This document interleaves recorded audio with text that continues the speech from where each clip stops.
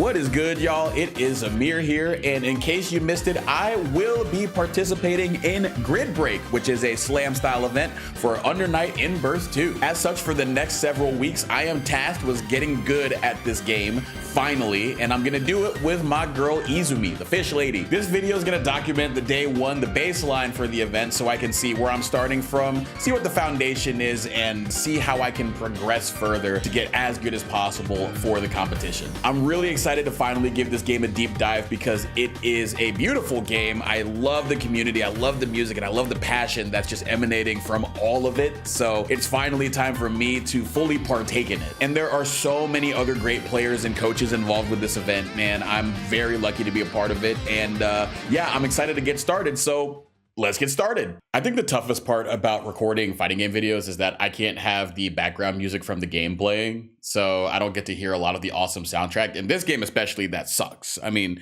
I edit it back in later because we make cuts and I want to make sure everything's like smooth, but playing, I kind of want to hear, you know, I want to hear some good old themes, but right now I just feel like I'm in the void while I'm throwing bows. I'm in a fight club with no fight music, man. 591 matches. All right, let's do it. I played against Aurier a couple of times. Not enough to feel too comfortable, but it's not about winning. It's about just getting a benchmark, getting a baseline for where we're at. I forgot that was my color. Oh, it's so pretty.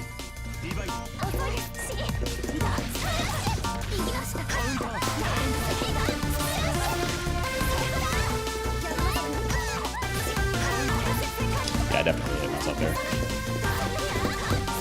All right, come on, combo.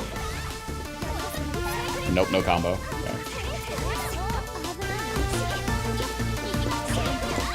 All right, this time we got it. Nope.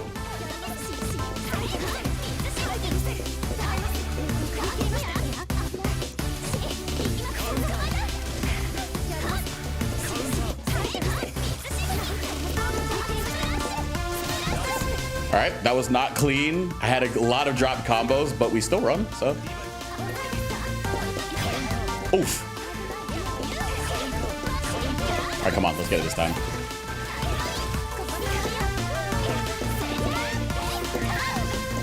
Oh, I didn't get the charge. Oh, that sucks. Ows! All right, they got the combo. All right, in this game, I've learned that blocking is very good, so I will just block. Ah!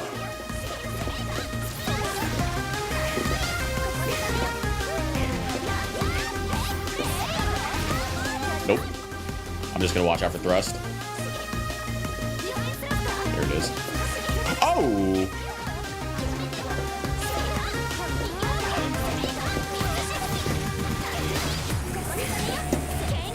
Just gonna do it real simple. All right, let's try to get that combo. Let's try to get that confirmed next game. Watching out for thrust.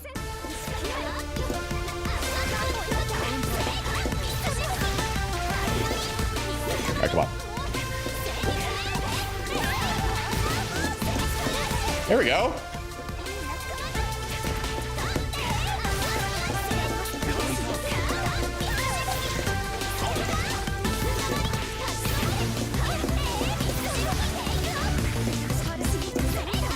That's not plus.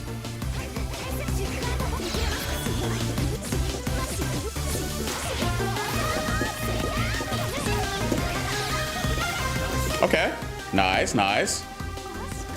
Yeah, I like that blocking is good in this game.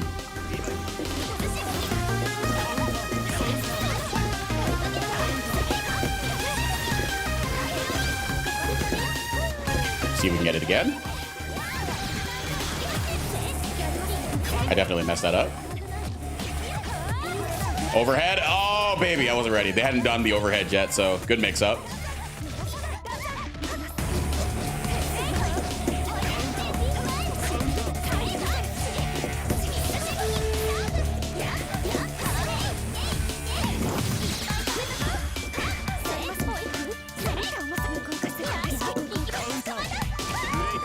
Being able to go into rebeat 5A off of pressure after a C normal is really good. Won a set? That's pretty good. That's pretty good. Rank up! Let's go. Request player match? You know what? I'll play some more games. That's pretty cool that you could just be like, hey, play a set after the ranked. I think that's pretty sweet.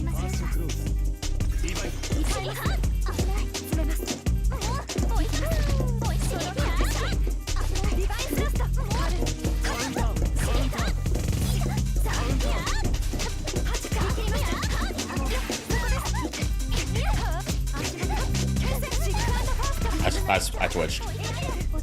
Oh, what the hell? They weren't doing that. No, they weren't doing that in ranked. What the hell?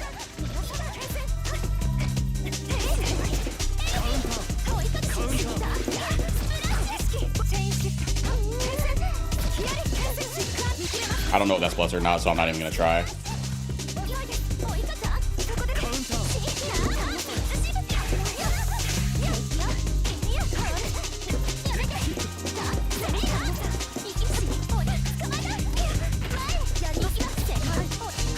Let's check.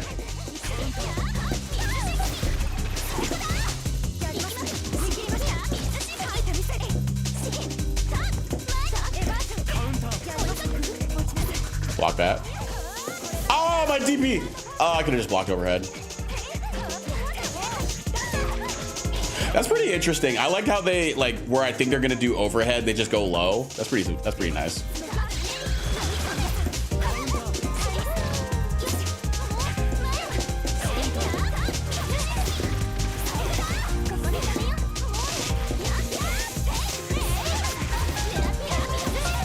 Let's get it.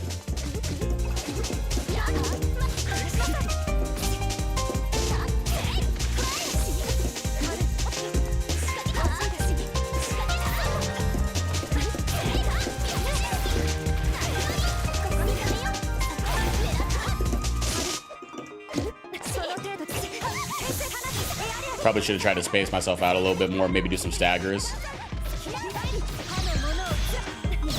Ouch. I'm gonna just block.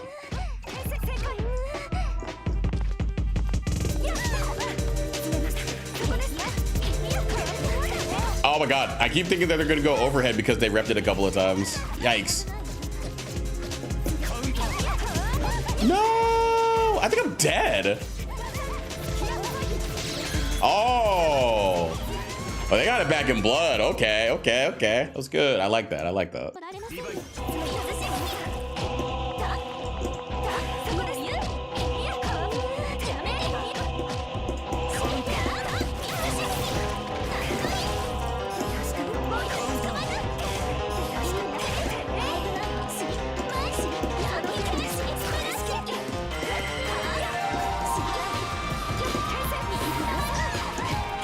Elephie?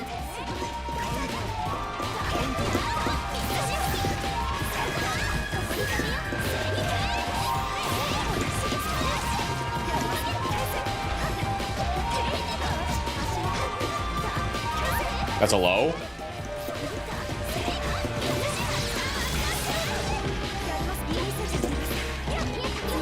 Bubbles. Okay. I gotta mix up my stagger windows a little bit.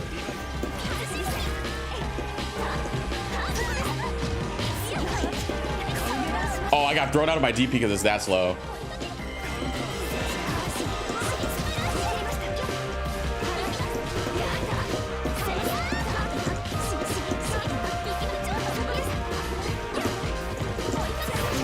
Oh, she went through my bubbles.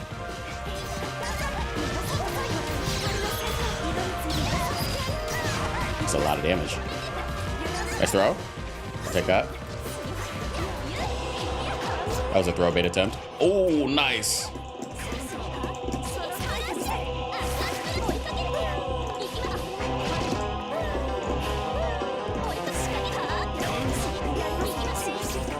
Nice TP.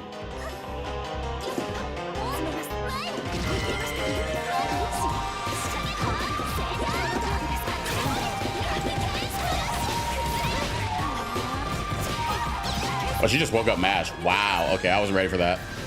I should have done meaty anyway, so.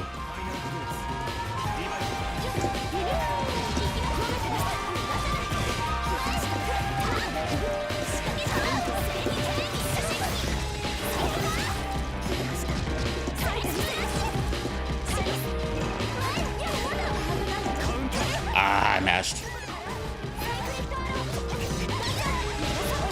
Still got to work on corner pressure a little bit.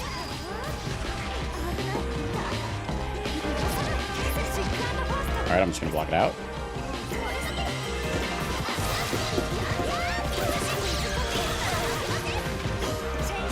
That's a DP. Yep, I should have looked at for Warple. Okay. Oh. No. Oh, I didn't stand up.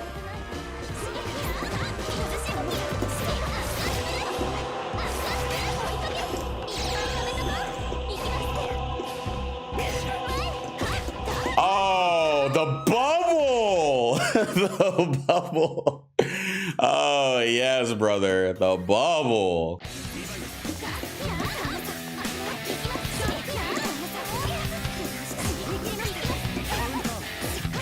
All right, she's starting to mash a little bit more. She went over my bubbles?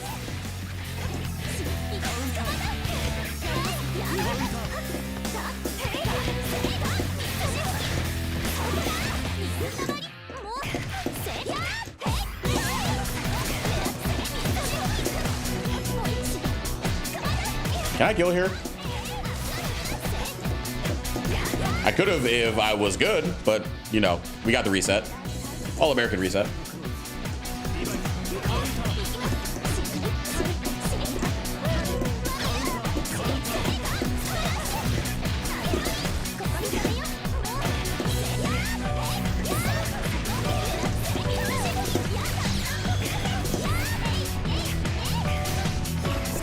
Nice CP.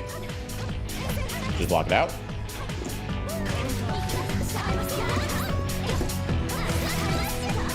Oof. Oof. All right, if I think she's gonna do thrust, then I think I gotta do the 214A, which is the bubble move. No, I didn't block the overhead. I'm old. Chain shift.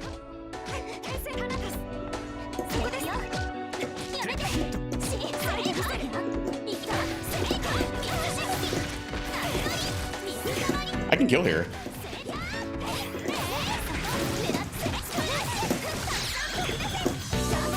If I was good. If I was good.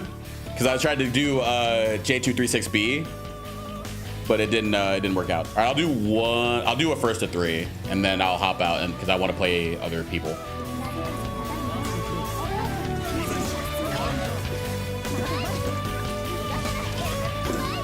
Meaty, immediate, meaty.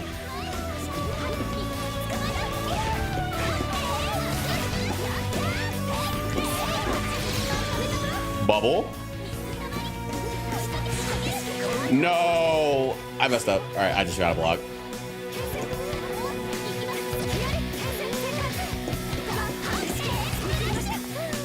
Oh, nice weight. All right, so they got chain shift. It looks like Aurier likes to do thrust in the chain shift.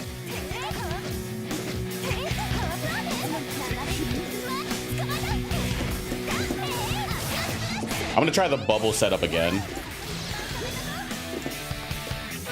If I can do it right. All right, a lot to work on. We gotta get our inputs clean, but I think we're doing a pretty good job so far.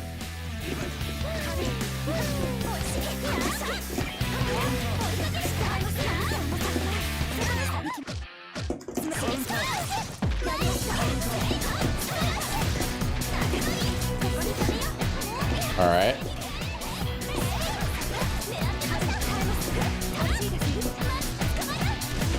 Go for the bubble.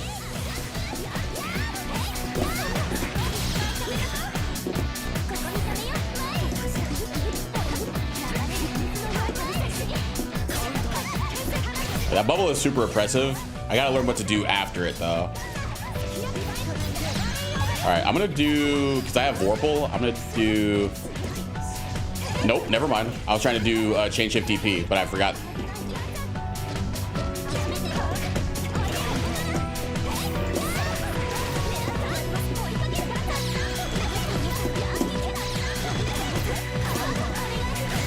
Ooh, that's tricky. Did a little bit of force function action there. I like that. All right, thank you very much for the games. But I will I will see you later. That is a really cool function that this game has, though, that you can do ranked and then go into a room with said player and play more of the matchup so you can figure things out. More games should do that. I know Street Fighter 6 does that. KOF is another game I think that does that. Nanase. I don't know how to fight this guy. I've never fought this character before.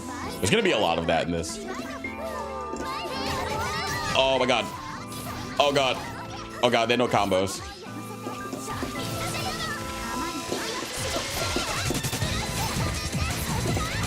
But I do too.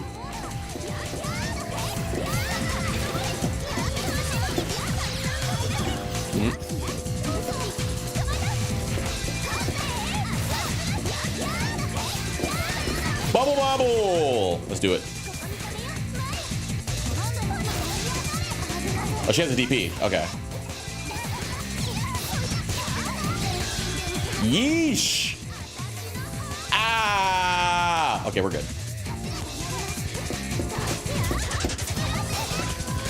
This one's a war crime.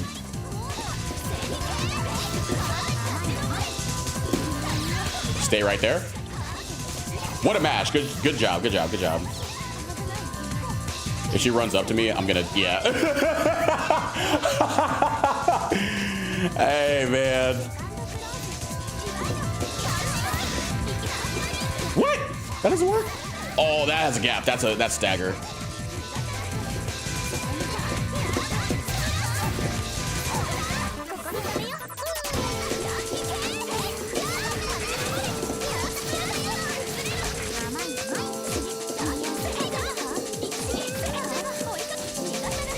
Okay, that was pretty good.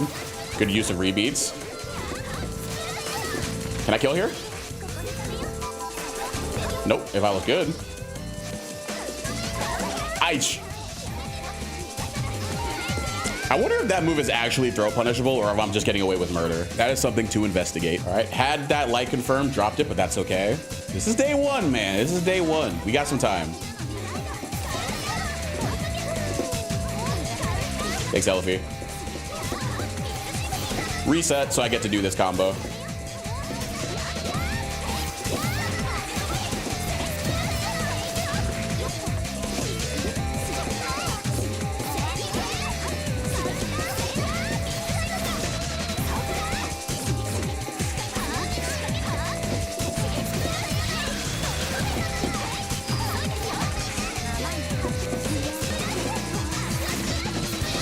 Ooh, that was nice.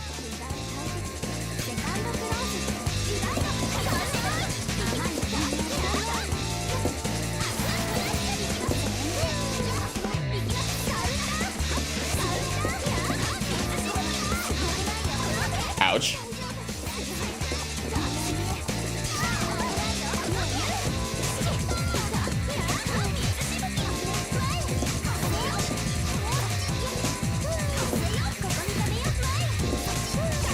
Elfie! Hello? Oh, she got Vorpal. When did she get that?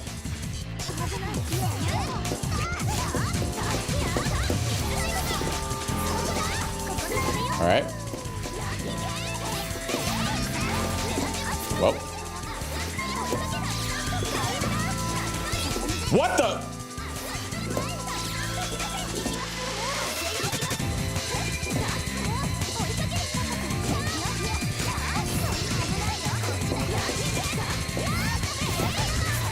Nice, okay.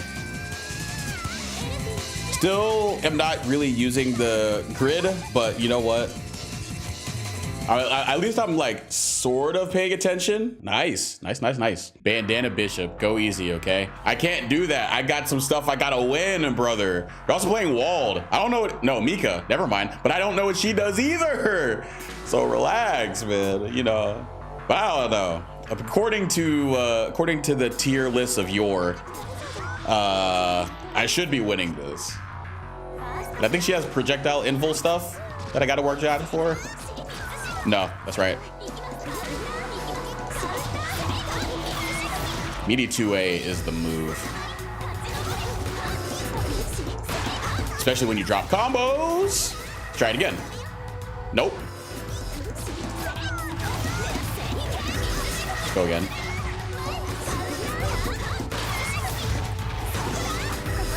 Try again.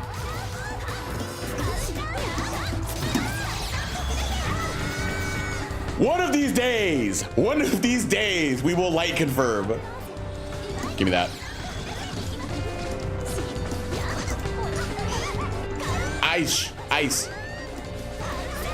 Bro, she just ran at me. Oh my God, this character has malicious intentions.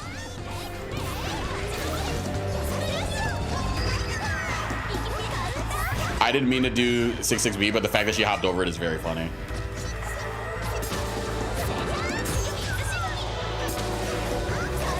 No.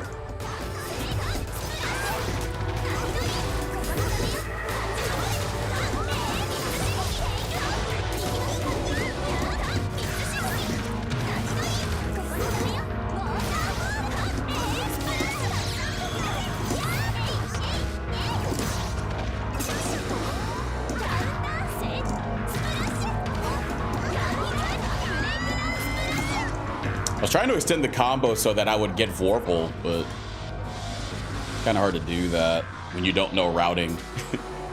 Because I was at least paying attention to my grid and seeing the cycle. Because I wanted to be able to do chain shift in order to win.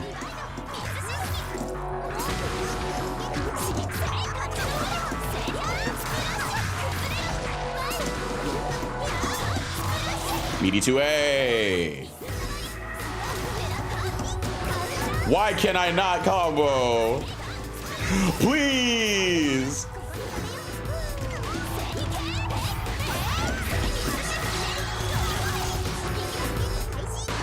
Don't do that. No, she hopped over my bubbles. And I also mashed. Oh my God, why am I over here? All right, now we block, because I heard that blocking is good in this game. Yes, blocking is good. And we take the throw too. How about that? I know it was a yellow throw, but we take those.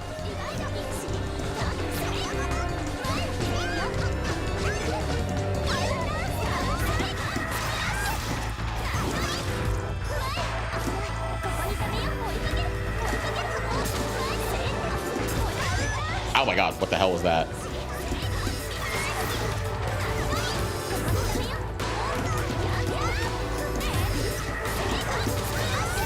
All right, light confirm, please, God. We got those. Can we do it again? Invalid combo.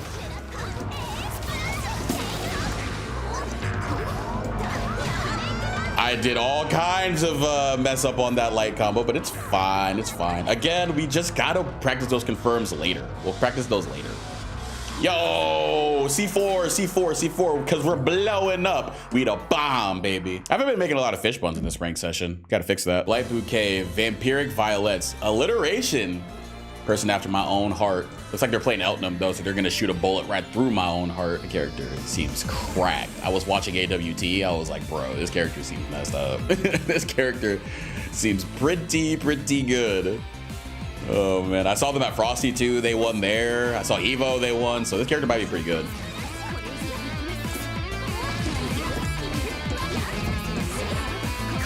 Okay.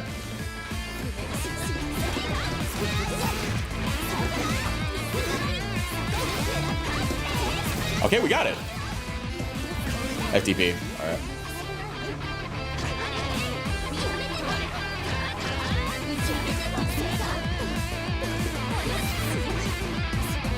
Oh, she got me on my startup.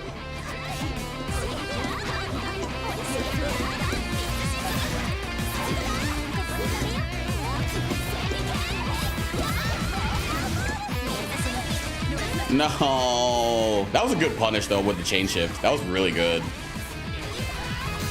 So I dropped the damn combo. Aye. All right, we're gonna relax. I'm not gonna fucking. Oh.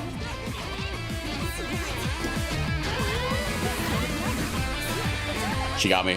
Oh, I'm lucky. I'm lucky to be alive this day. Ah! Never mind, I'm dead.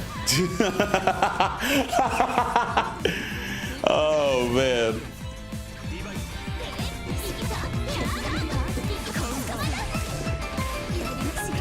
PO.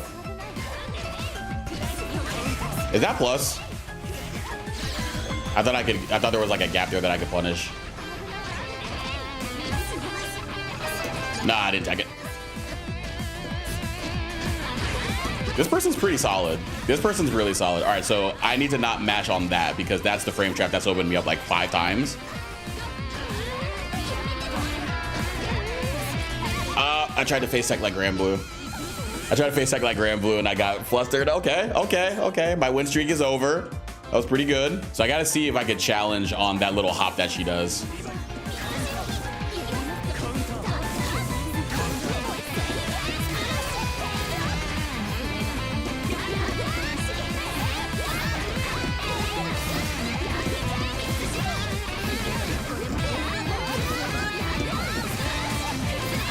TP.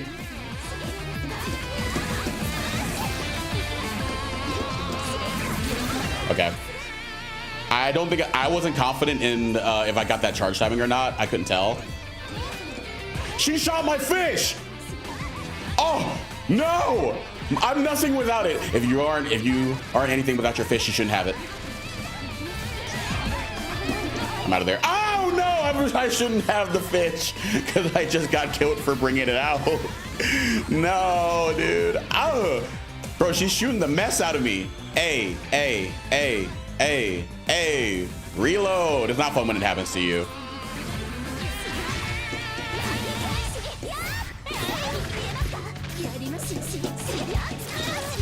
I definitely had a bad route there.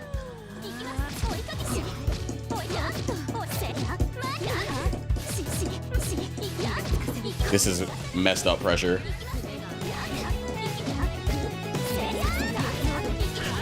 What a mash.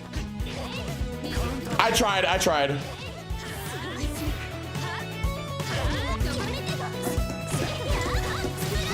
Okay. We got it back. In blood. All right.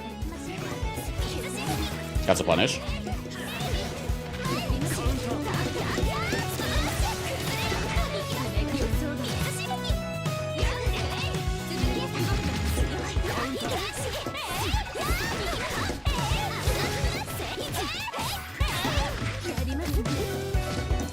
Oh my!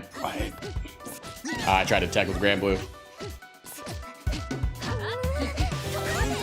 I didn't mean to shield. Oh no! That's bad. Oh, this is bad. This is bad. Get me out. Why am I getting shield? I'm trying to just 5B. I'm trying to 5B after blocking. Oh god.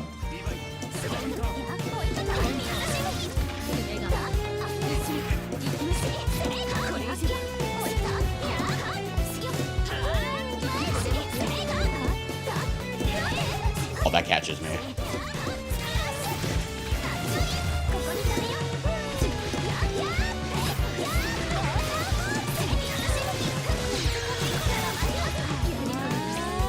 Nice throw. All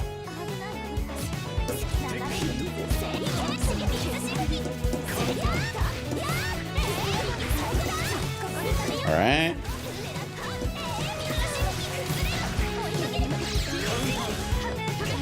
What was that? Is that her invincible DP?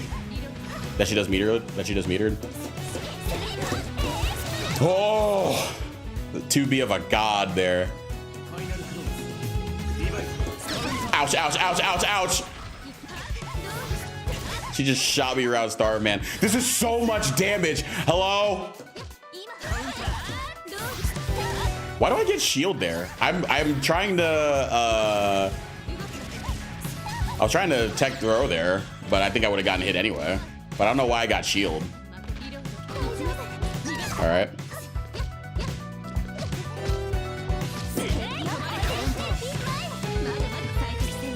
Nice EP. Oh god. I gotta make something happen here. Oh, come on! Plus frames?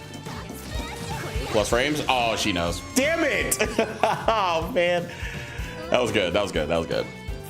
We had to drop one. We had to drop one eventually. I feel like defense is gonna definitely be the hardest thing to figure out in this game because the characters are so unique and I don't necessarily know what to look out for with each of them. Trying to learn that as quickly as possible is gonna be tough, but I think that's just gonna be, if I play a lot of games and I ask the right questions and I figure out how to use training room properly, then I can fast track a little bit of that. But the process will take as long as it takes. Can't rush it, but we'll definitely try to use all of our resources to make it as easy as I can on myself.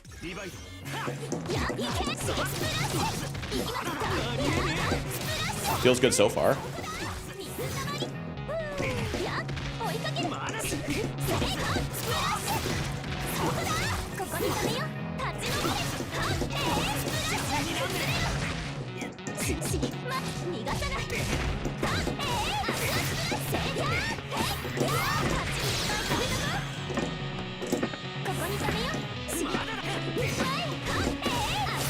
The bubble is so funny. Oh my god. The bubble is so goddamn funny. I'm just gonna relax. Definitely could have probably punished that. It pays to block in this game, man. I tell you what.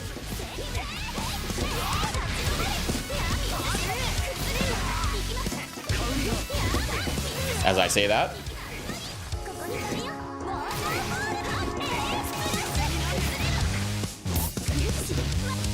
Are you going in the bubble? Never mind. You'll just die.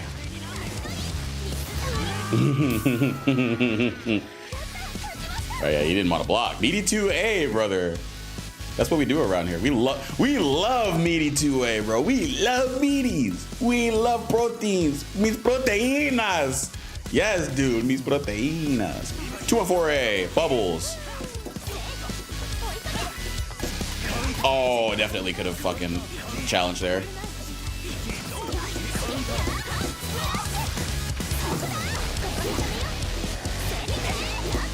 All right, messed up the combo, but it's okay. STP. All right, let's relax. Oh my god.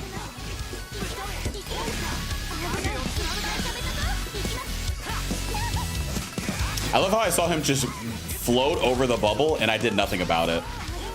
Right, let's relax. Gold throw, and I just didn't react.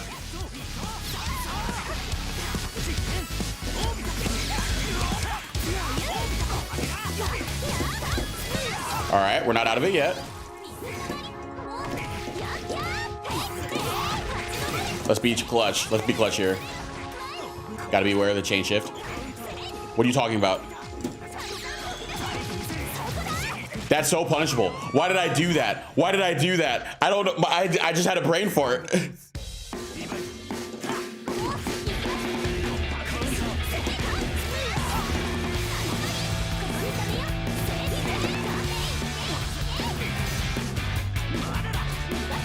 All right, you're going in the bubble. If I knew how to block, if I knew how to do it.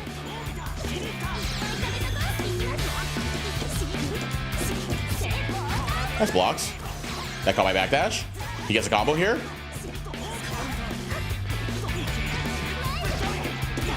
Oh my god. Good spacing around my 2B. I'm blocking that. Gold throw. I didn't react.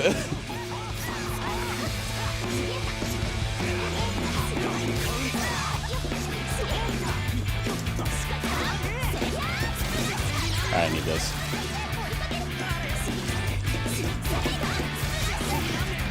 I think I got lucky. Oh, oh, talent. Oh my god, my talent. Oh.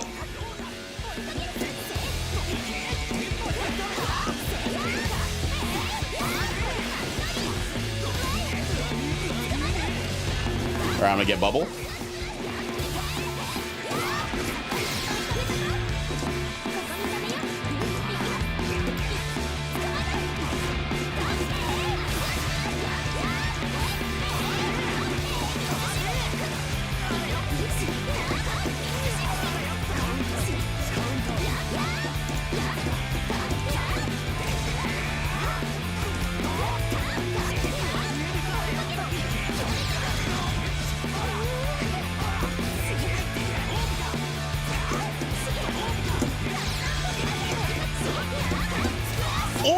was clutch. Yes, dude. We love blocking. We love blocking. We really love bubbles. We love meaties. We love water, and we love blocking. That's the food pyramid right there, bro. Oh my god, and that's how you eat. That's how you get a complete meal in Under Night in Burst 2, baby. Oh my god. Idiot weirdo. Is that what Seth is in the canon? I don't know Uni lore. All I know is Izumi is nice, but the fish apparently is not. Elify is apparently very mean and bossy, which is very funny.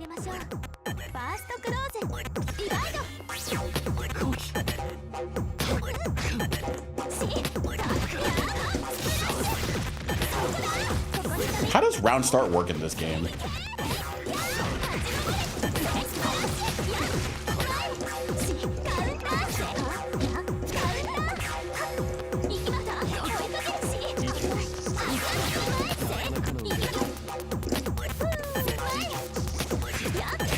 Oh, I got whiff punish on that. Ooh.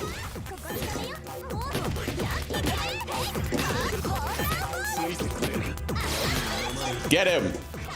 Get him!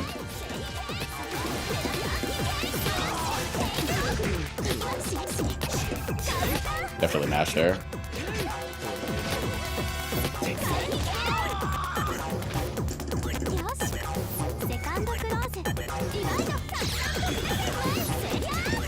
Probably could have gotten something a little bit better there.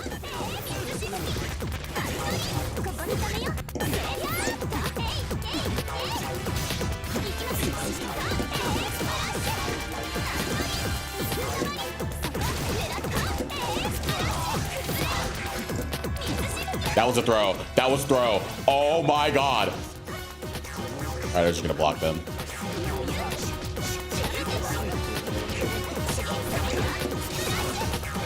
Get a one there.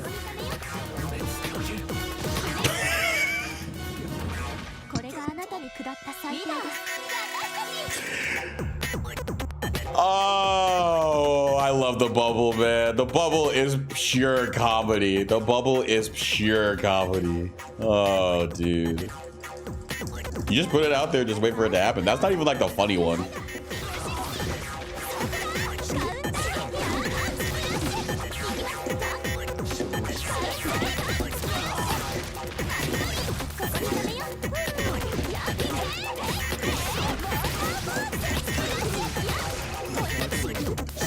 Okay, I can do staggers against this person. I'll do double 2A into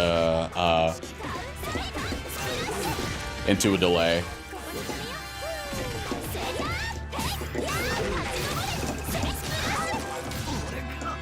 All right, so next time I get them blocking, we're gonna do stagger and see if it works.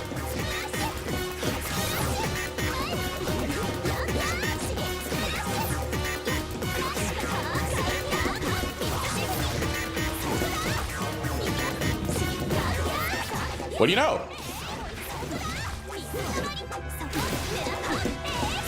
Let's try it again. I messed up. I messed up. I tried to get the stagger on the 2B, but it didn't work out. But it's okay. We still won. Hell yeah. I like that I'm thinking about it though. I'm trying to be cognizant of player habits and how I respond to it with this character. There's a lot to like about this session today. This was a very good day one. There is a lot that I can work on, especially with confirms, and then some knowledge about the game and the mechanics. But I mean, that's just gonna come with time. Talk to my coach, talk to my teammates about how to get better at that. Of course, it's like sort of the bottom end of ranked, but I mean, I'm the bottom end of Uni players, so I guess I can't really hold that against myself too much. But it was fun. At least it was fun. I had a lot of fun. The first day of the grid break grind offered some really encouraging signs. I thought that I had a solid foundation to build on as I went through my first ranked session with a dominant win rate. Sure, there were also many instances of me floundering around, but it was day one. I just needed another couple of days tops until I was beyond a beginner and ready to dominate the upcoming group stage. Right? Bro. I got assigned to Team Rockhawk, who is an extremely strong Byakuya player that actually used to go to my locals. He's had some crazy great placements in some of the biggest stages as proof, and a lot of the Southeast Uni community have nothing but great things to say about him, so I was very excited to learn from him. Somehow, this Byakuya player weaved together a team with 2 other Byakuyas to coach, our Team 1 teammate Hunter Faye, who just won Max Mode for UNI2, and Made in Heaven, our Tier 2 Midwest Melty Muscle. At Tier 4, we have Zero, who is a fantastic, well-known commentator. He'll be holding it down with Akatsuki. Then at Tier 3, you have little old me. Maybe I was a bit overzealous to recommend myself as a Tier 3 player when I had virtually no time in the game. However, I chose to be confident in my skills as a fighting game player and student to give myself the challenge of being in this tier with some other strong players. Of course, this challenge meant that I had my work cut out for me, so I didn't look like a fish out of water come the group stage happening in just over a week. As such, I immediately hopped into a couple of beginner tournaments to get to grinding, and I'm gonna lose my mind. I'm going to lose my mind. I'm in so much pain. I'm in so much pain right now. It was definitely a humbling experience. Even among other beginner players, my lack of experience showed. I went 1 and 2 in the training mode network bracket and then followed it up with a 2 and 4 Swiss bracket run in the UNI2 BL monthly. Reality check doesn't even begin to describe what it felt like to be run through the ringer by other players I had thought to be at my skill level. There were just so many elements of the game and characters that I fought that I wasn't familiar with, and my opponents rightly took advantage of that. I was uncomfortable defensively, which led to me getting opened up like a bed of oysters at a seafood bar every time I had to block. Neutral was a slog because I didn't know matchups or even what tools I was supposed to use with Izumi in which situations. And even when I could score a hit, I could not finish a combo if my life depended on it. There was a phone on that I fought that didn't even have combos but killed me with single hit knowledge checks, and I couldn't make up the damage difference because I didn't know how to do my damn combos. After coming over from other fighting games where I had the confidence and capability to counter habits that I recognized, play into matchups I've studied for hours on end, and do combos in my sleep,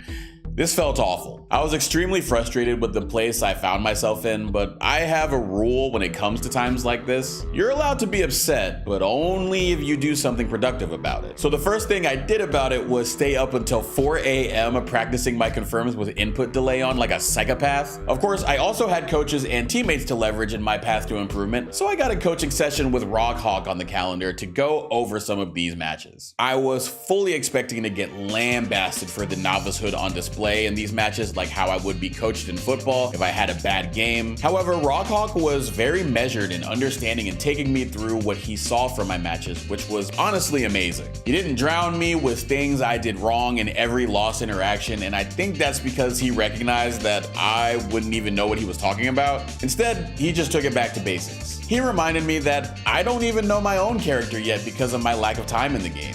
So he broke it down and tasked me with figuring out 2 things. 1, what do I do that gets a hit? 2, what can I do to turn that hit into damage and or a knockdown? It was a very simple approach to how I could understand Izumi and the flow of the game, but simplicity was exactly what this new nematode needed. Beyond Izumi herself, Coach wanted me to try using chain shift as well as meter anytime it was possible. Even if it felt like I was wasting it, the goal was to gain consciousness of when I had those resources available to me. Plus, I would learn meter grows on droves of mangroves in this game, so I should use it whenever I get it. For defense, his approach for me getting a baseline understanding was just as plain. Blocking is rewarded in this game through building grid, so I should be content to down back, or as I saw a Uni player call it, IC1. Rather than focusing on immediately getting out of pressure, I should look for my reaction point versus people resetting pressure. Those are typically moments where characters do a big move to steal their turn with plus frames or just dashing back in to close quarters for more strike throw. As straightforward as it sounds, there is a lot of variability in when these occur among characters and players. However, that baseline for what I'm even looking for when I'm trying to recognize patterns made it easier for me to digest information that the opponent would show me with their pressure. Finally, when it came to neutral, Rockhawk stressed the significance of identifying the effective ranges of characters.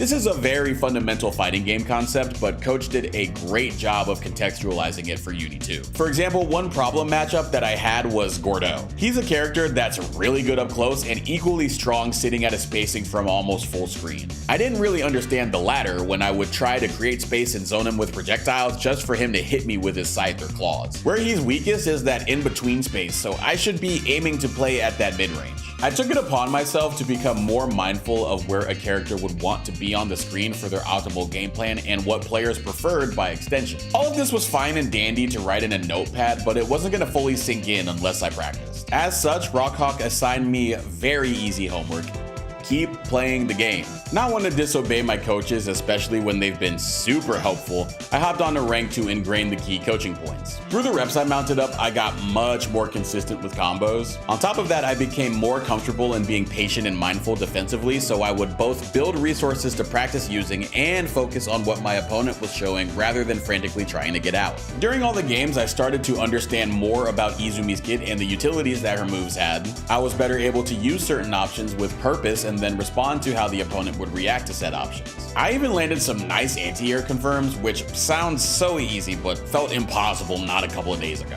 My rank was quickly rising, my confidence was following suit, and I was in a much better spot. As the group stage drew closer, the next couple of days were spent understanding matchups for characters I was going to run into in my group. So I called on some people that played those champions for long sets and advice. The first character I focused on was Enkidu, so I got in some games with another Robin who I spar with frequently in Grand Blue and consider to be a fighting game natural. After that it was Phonon, which featured games against Glacy. She's a very established rep of the character and is also participating in Grid Break on another team. Thankfully she was nice enough to give me games and tips despite the competition. By the way, everyone in this event is so damn nice and friendly, it's crazy. To round out the practice, I got in some Akatsuki games against Hunter, my tier 1 GOAT who just happens to play a lot of the cast. I'm not going to give away too much of what I learned in case my opponents are watching, but trust, it was very valuable. These sets were back and forth at best and a Titan's chance in the ocean at worst. Still, the important thing was I was gaining familiarity with these matchups. Plus, everyone was giving me extra notes to consider for when I fight them in the group stage. I still had moments where I would beat myself up for not winning the sets against them, but let's be for real. These are established tournament players in this game, some of them placing very highly at large events, so them saying I'm making progress is a real win in and of itself. There's more matchup work and ranked games that happen, but I was already in the process of making this video. The timeline for it is already cooked as it is because I have to get this out before the event this weekend and I don't have a lot of time to do it. All in all though, this week was a nautical nutshell of the learning process. We established a baseline, faced our setbacks, worked through them with support from others, and kept the focus on getting better with each game. Thank y'all so much for watching this video. The support that you showed the day 1 Grid Break video was unreal, and I'm so glad that you enjoyed it. Hopefully you enjoyed this preparation period recap just as much. If you did, please consider leaving a like, subscribing, and sharing with other people who like Undernight and fish puns. Both of those will be in surplus on this channel as I continue my participation in Grid Break, starting with the upcoming group stage this weekend as of the filming of this video, so don't miss it. For now, I've been Zamir Stills, and I will see you in the next video. Get it? See, because of water and...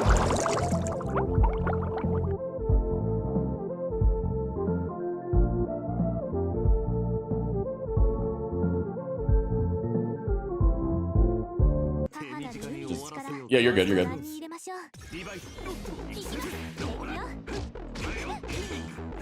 Overhead, damn, okay. At that range, I can just be standing. Safe jump.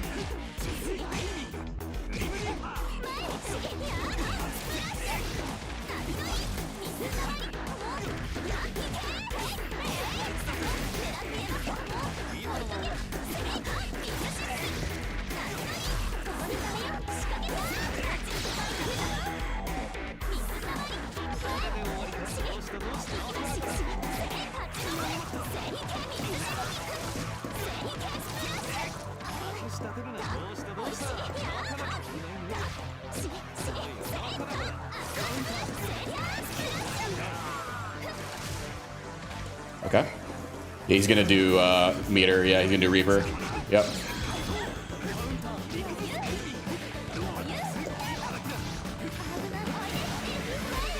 Oh, he backdashes right. He backdashes right. That's my bad. That's my bad.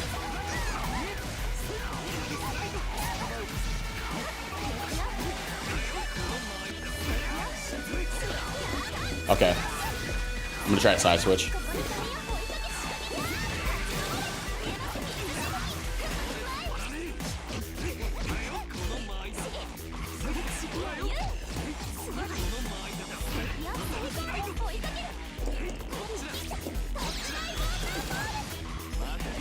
Ah, damn. I could have comboed, yeah. Oof. I did not think he would do that. I did not. Okay, he doesn't get Oki here, so I get 2B. Shit.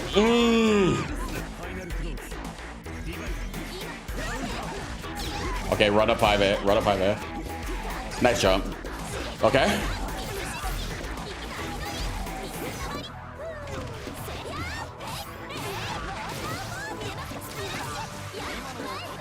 Why do I keep doing that?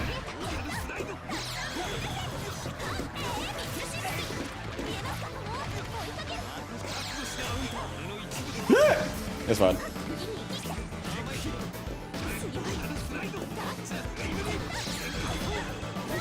That did not hit me.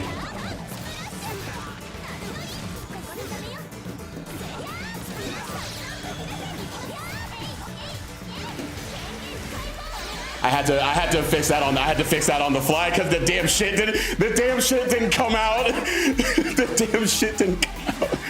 Oh man. No more throws though. No more throws. We're just gonna keep catching them. Right.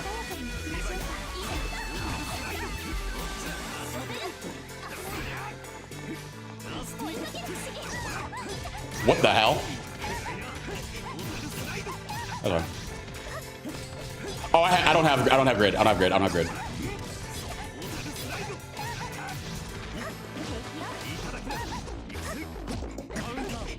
Okay. Alright, that's fine. That's good. That's good. Spend the meter.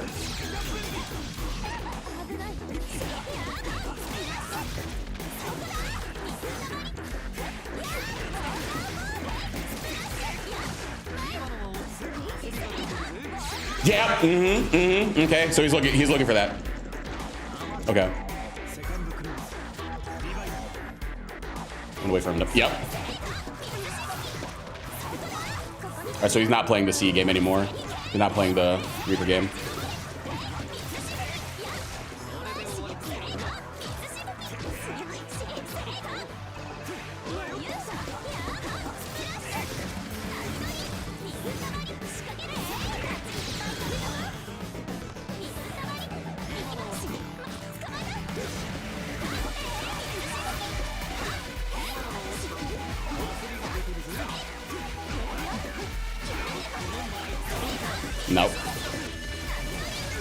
Nope. Nope. All right, here we go.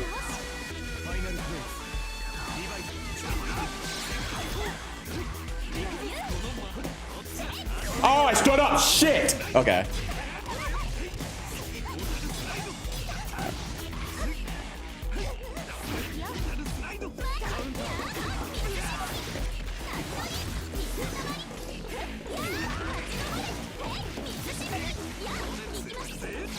Shit. I thought he was gonna do it.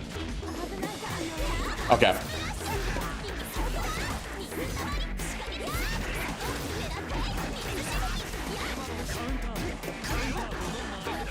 Oh no.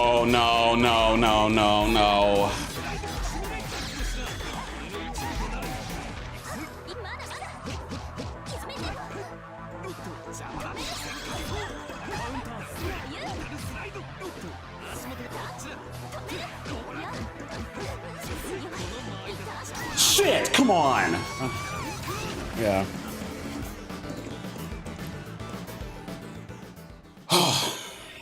Okay.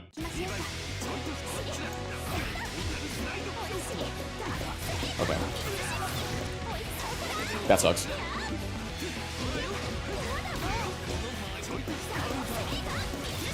Alright, he's autopiloting.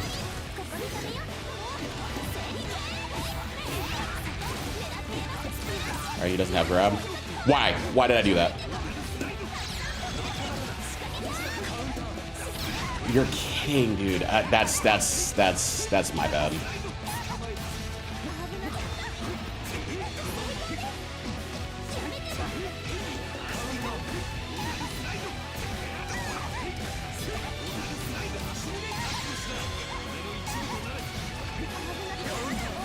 Oh, I heard CS and I did it, yeah.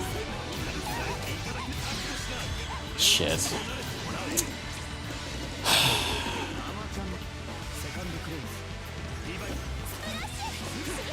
That was nice. Yeah.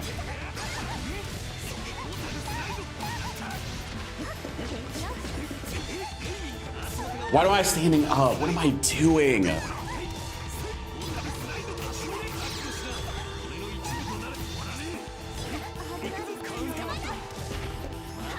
Yep, I deserve that.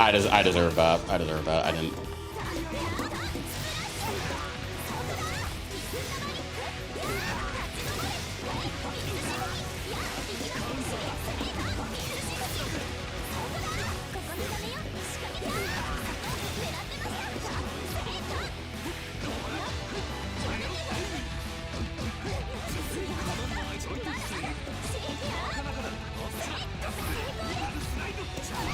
I didn't think he would do that. I think I'm not dead. I'm alive. I'm alive. I'm alive. Yeah.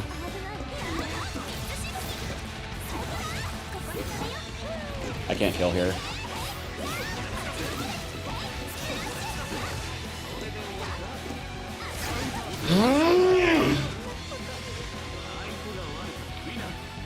That's why I'm fucking pissed. I should have won that, but I just kept not doing the right thing, man. I just kept not doing the right thing. Bro, it's just the decision making that just.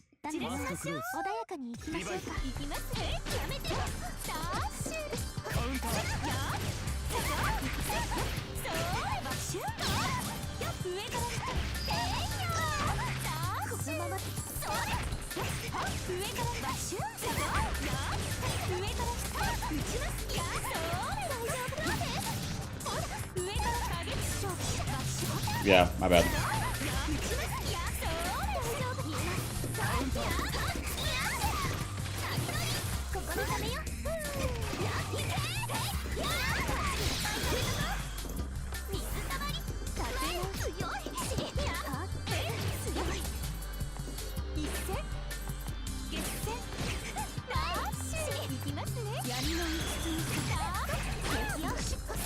I stood up. Fuck, I literally said don't stand up and I don't know why I do this, man.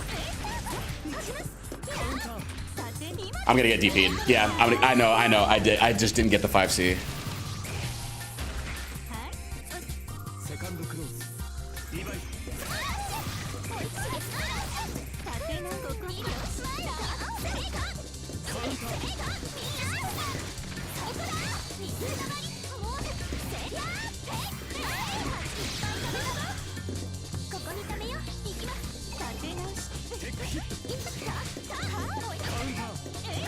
I tried to whiff punish it.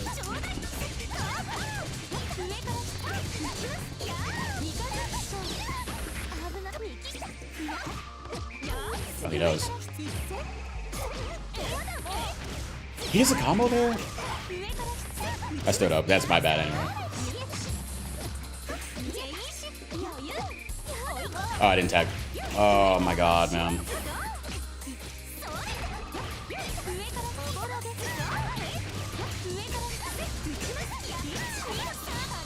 Am I dead from this?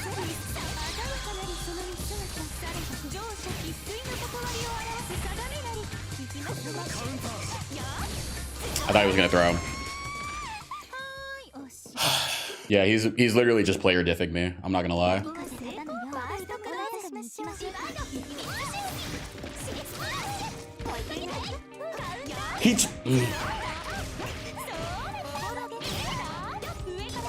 No, I know. I just didn't expect him to know to do that.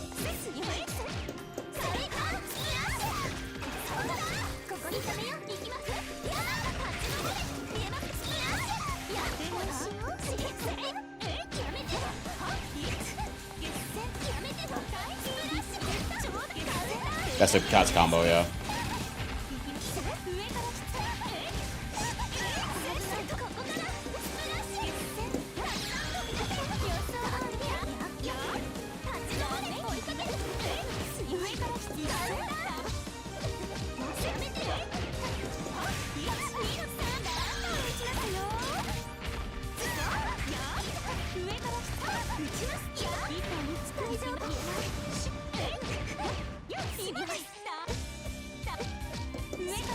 I can't stand that move, man. I cannot stand that move.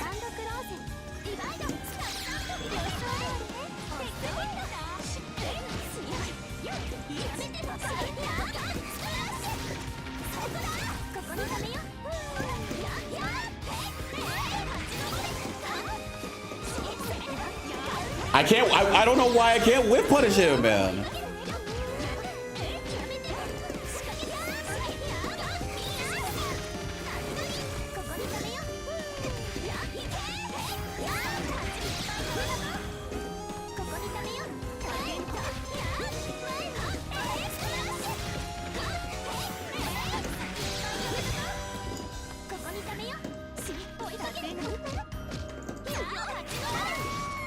You said, yeah, stay away. Yeah.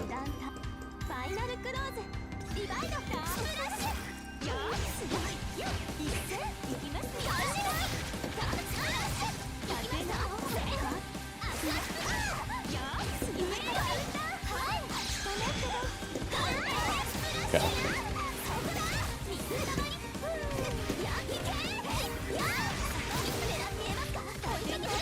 He did it. I didn't think he would do it again.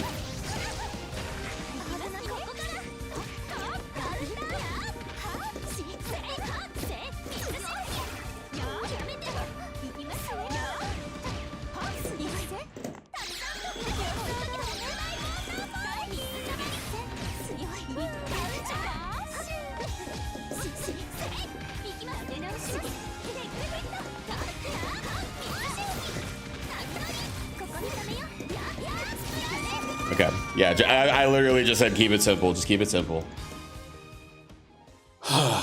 Okay.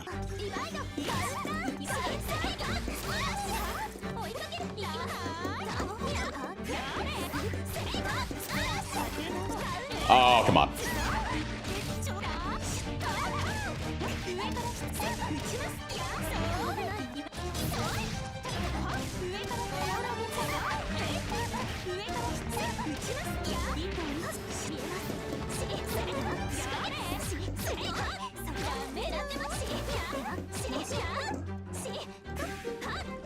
You cannot be serious. I'm back. Welcome back. Welcome back.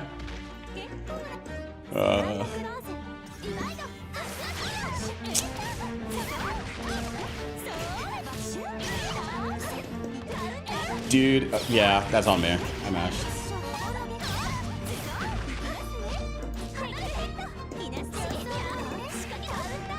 Okay, he's adjusting really well.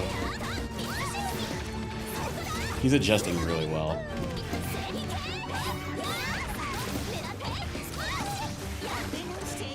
What? I can't believe he mashed there.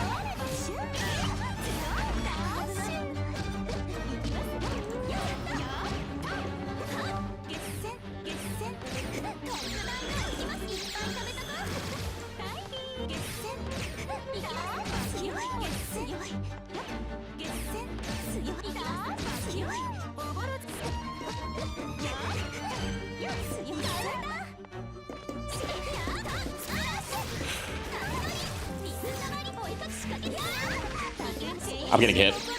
I didn't do the I missed the combo again, man. I missed the combo again. Why do I keep losing in the same way? I am sick of losing the same way. He played that really well. He played that really well. I guess technically today's going better than yesterday because I got one more game than I did before, but that's what makes it hurt the most, low-key. I just still don't. I just still can't close the deal, man. Ugh.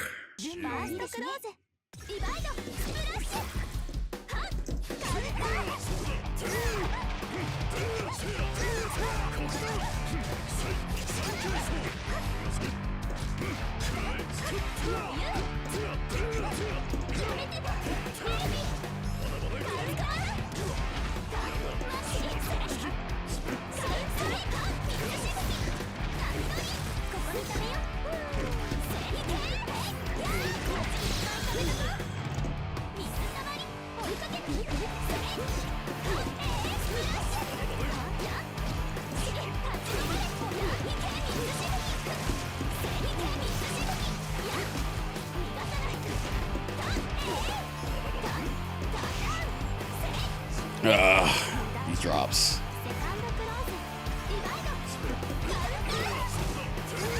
I thought he was gonna do a round start super.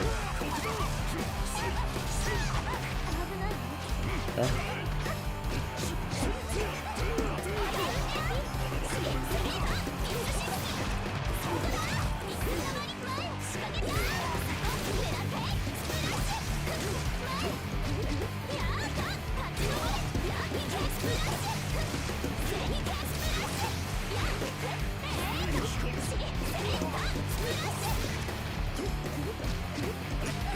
Bro, the damn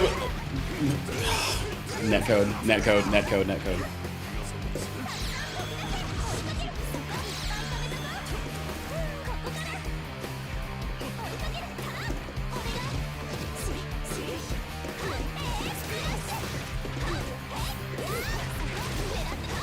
Nice. 3 fish on screen is probably one of the funniest things I've ever seen. That's amazingly obnoxious. Yeah, stay chill, get the kill. Okay, yeah, that's all me. That's all me. That's all me.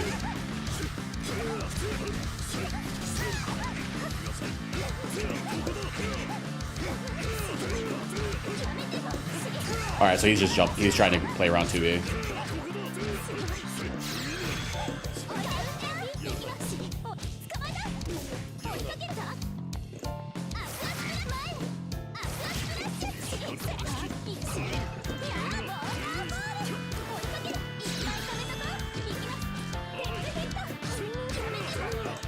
Does anyone else not see the rollback right now?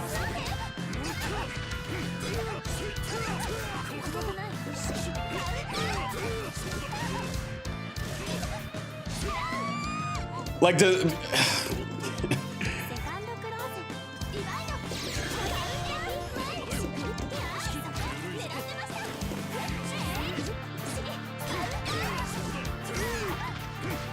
bro, I'm...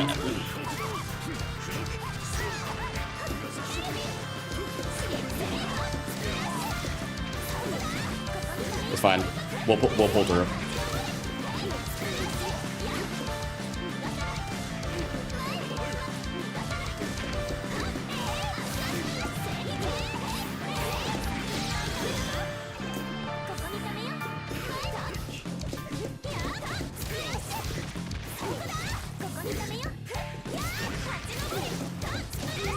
Okay.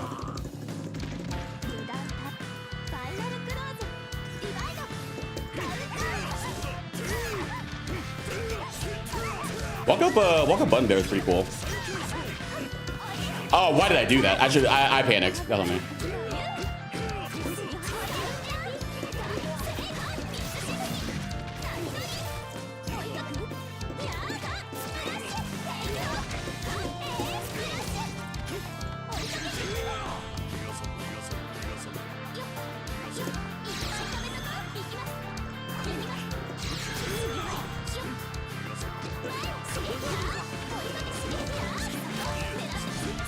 Are you dude? I saw the fish hit him.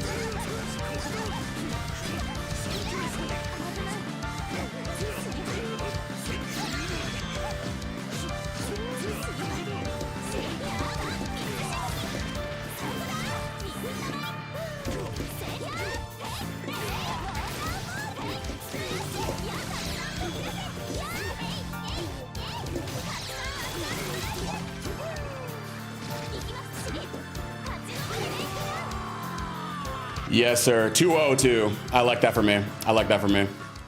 I love that for me. W game. W game. Ooh, Sammy took a game off proxy. Wow. Wow. Okay, this tier 3 has gone crazy.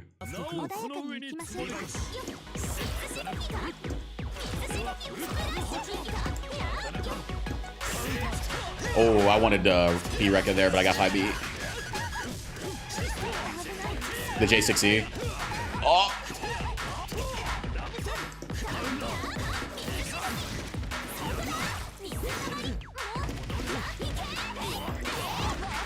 He's being very patient, so.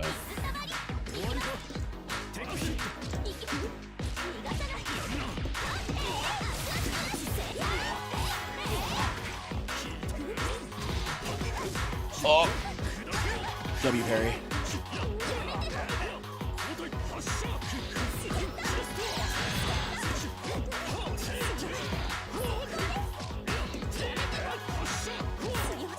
Oh, damn.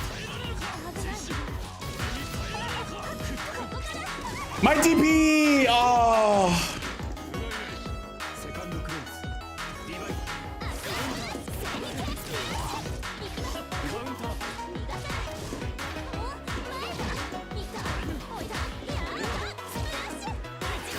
Thanks, Elfie.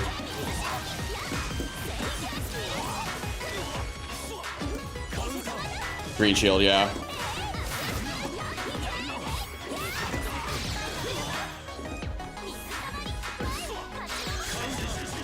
Did not expect that.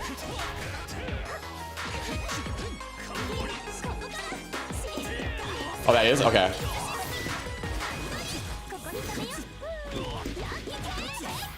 Okay.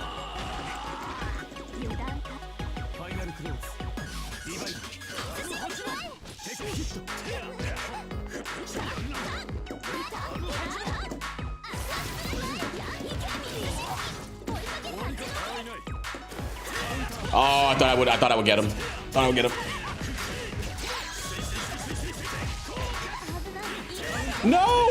Where's my stand? Where was my stand? Ah, I see.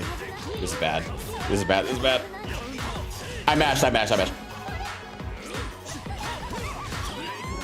Yeah. Yeah, that was spaghetti and a half. Okay.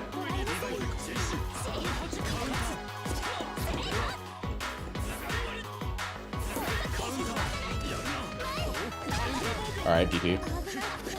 That caught my shit.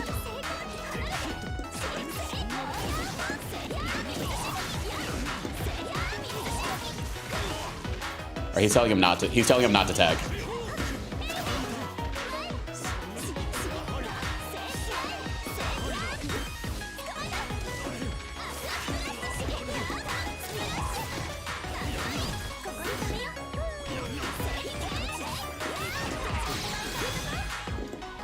You're right.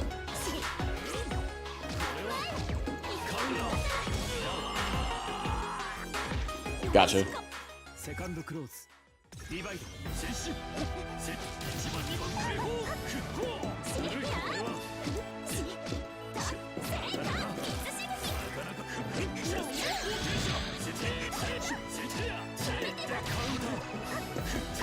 Oh, he gets there. He gets there a lot faster than I think he's going to.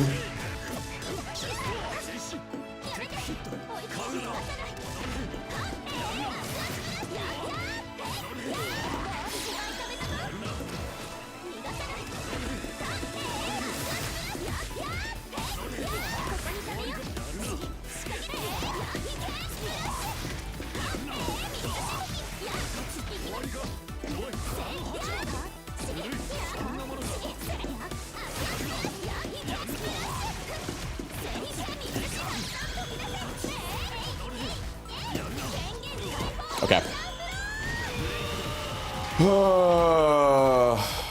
I would just went better. I just have to prevent scrambles from happening, which is a little hard. Yeah.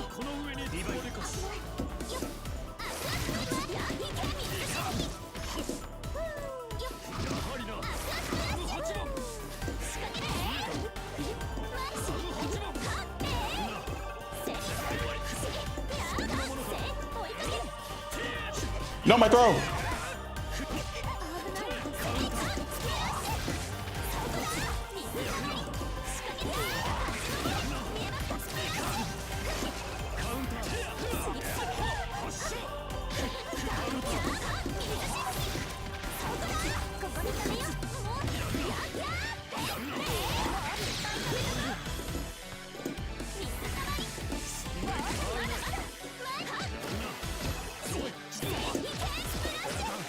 This character's bullshit. This character's so fucking bullshit. What do you do?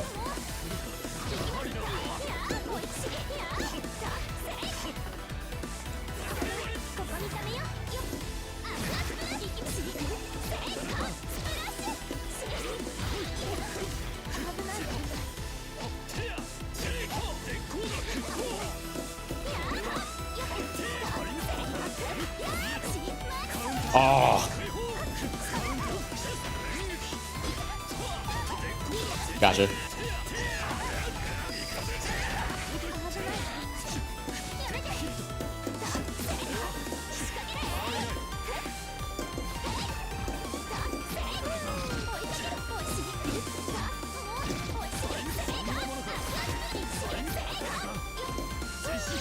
Nice.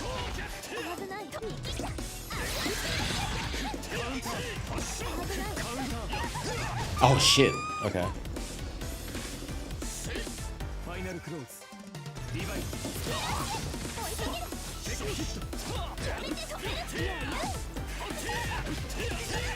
Okay. Shit. Oh!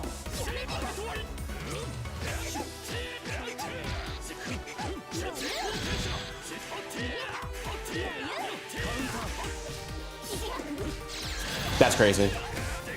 I get like conversion. He's turning up. He's turning up. He's turning up.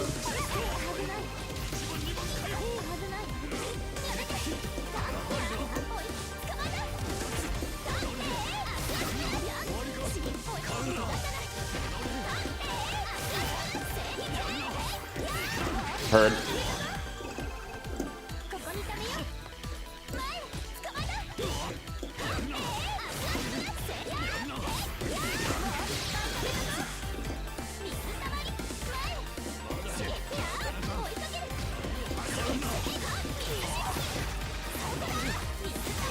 Oh man, that was a good set. That he played that really well. He played that really well. No, he locked in. Whatever coaching or adaptations he did from yesterday to today, he locked the fuck in. That was a good set by him, man. Holy. Seabats is another one where I think they're gonna have some good adjustments too, for sure. Yeah, so we're gonna have to be in our P's and or on my P's and Q's today. Last one of the day. Let's make it a good one. Even if I lose, just make it a good one.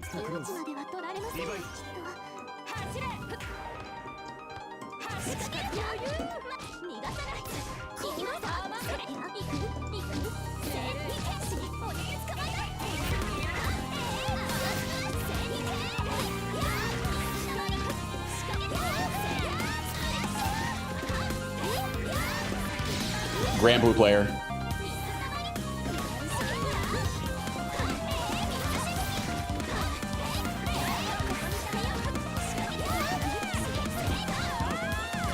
Gotcha.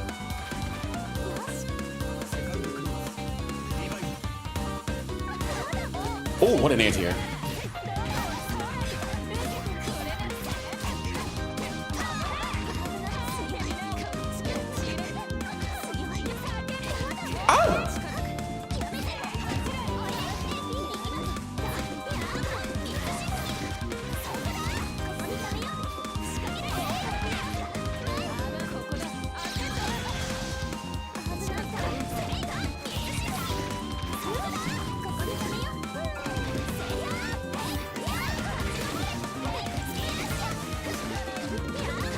Old man? Okay.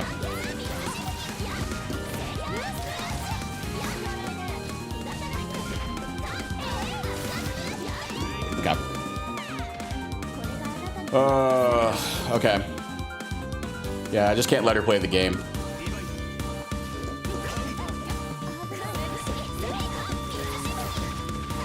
Like you said, don't do too much against owners in this game.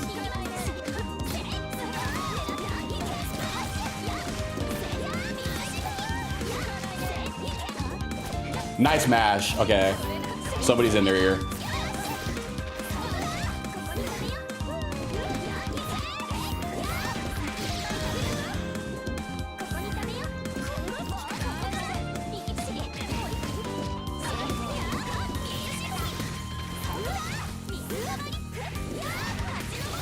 Okay. Got it.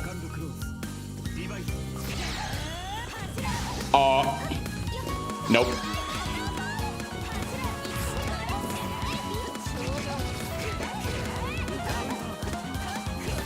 Yeah, I didn't know. I have never seen that move before. I'm not gonna lie to you.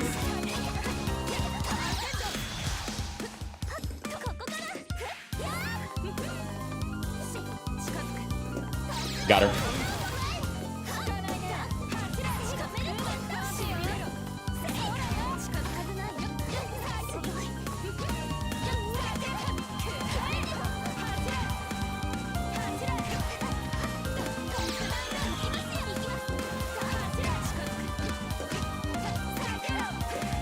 Oh, I missed my 3C.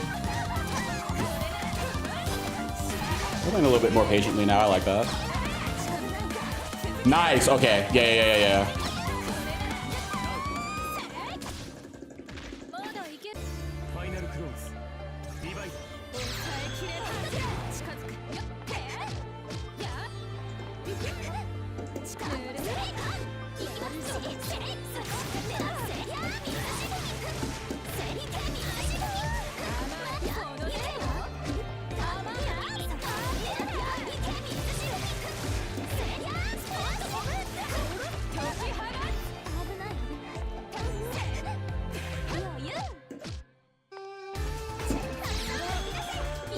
Got her.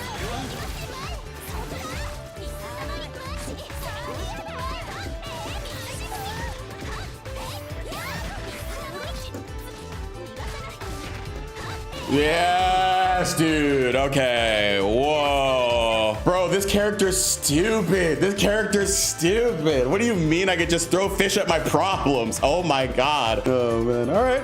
3-2. I'll take it. I'll take it. I didn't get 2-0'd in any, so I got points every set, so that's alrighty. I'll take it. In case you've missed it, I've been chosen to take part in GRD Break, which is a slam style event for Under Night in Burst 2. I've since been locked in on improving at the game to give my team, Team Rockhawk, the best chance to get the grand finals next month at Combo Breaker. I was basically starting from square one with barely any hours in the game, so I've had my work cut out for me. I've now gotten up to 100 hours in UNI2 playing Izumi, gone from D rank to S rank, and I can sense some pretty good progress from where I started. Today, I want to talk about what I've learned over these first 100 hours, what I still want to get better at going forward, and then play some games to show that this guppy has indeed grown. I don't think there's a better starting place to talk about what I've learned than with my understanding of the signature grid system this game is built upon. If you know Under Night at all, you know that grid is the game. Starting out, of course, I didn't have a lot of knowledge about how it works and, more importantly, how it affects matches. Over time, I started to increase my understanding of how the system worked and what situations occurred because of grid. I became much better at watching the cycle at moments to understand who was going to win said cycle and gain access to the Vorpal state. Since this state is extremely powerful, it's no wonder how much each player can and will prioritize trying to get it. 10% extra damage, the ability to chain shift, and more can really seize momentum during a match. As such, I tried to become more cognizant of playing into and around who has Vorpal. For example, if I'm ending a combo and about to go into the next interaction, I look to see if my opponent won grid, which would cause me to adjust certain elements of my gameplay. I'll go into detail for one key instance that illustrates this point in the next point of improvement I'll talk about in a little bit. Knowing when I've won the grid cycle or doing certain actions to gain grid, such as correctly shielding attacks, can give me more control in dictating how a match will go. Naturally, progressing in an aspect this fundamental to the flow of Under Night has provided a huge boost in my playing ability. The next key area of growth I'd like to highlight is my offense. From the jump, I can't say enough about how great it feels to become much more consistent in executing my combos. If you've seen any of the previous videos, namely the first couple of GRD Break ones, you've seen my struggles in completing my combos and how much it would cost me. As I put the time in both training room and real matches, I've batted at a much higher rate since. Beyond simply completing combos, I've learned better routing to keep advantage or play into situations more effectively. With a lot of my starter combos, beyond the obvious nature of not getting a lot of damage,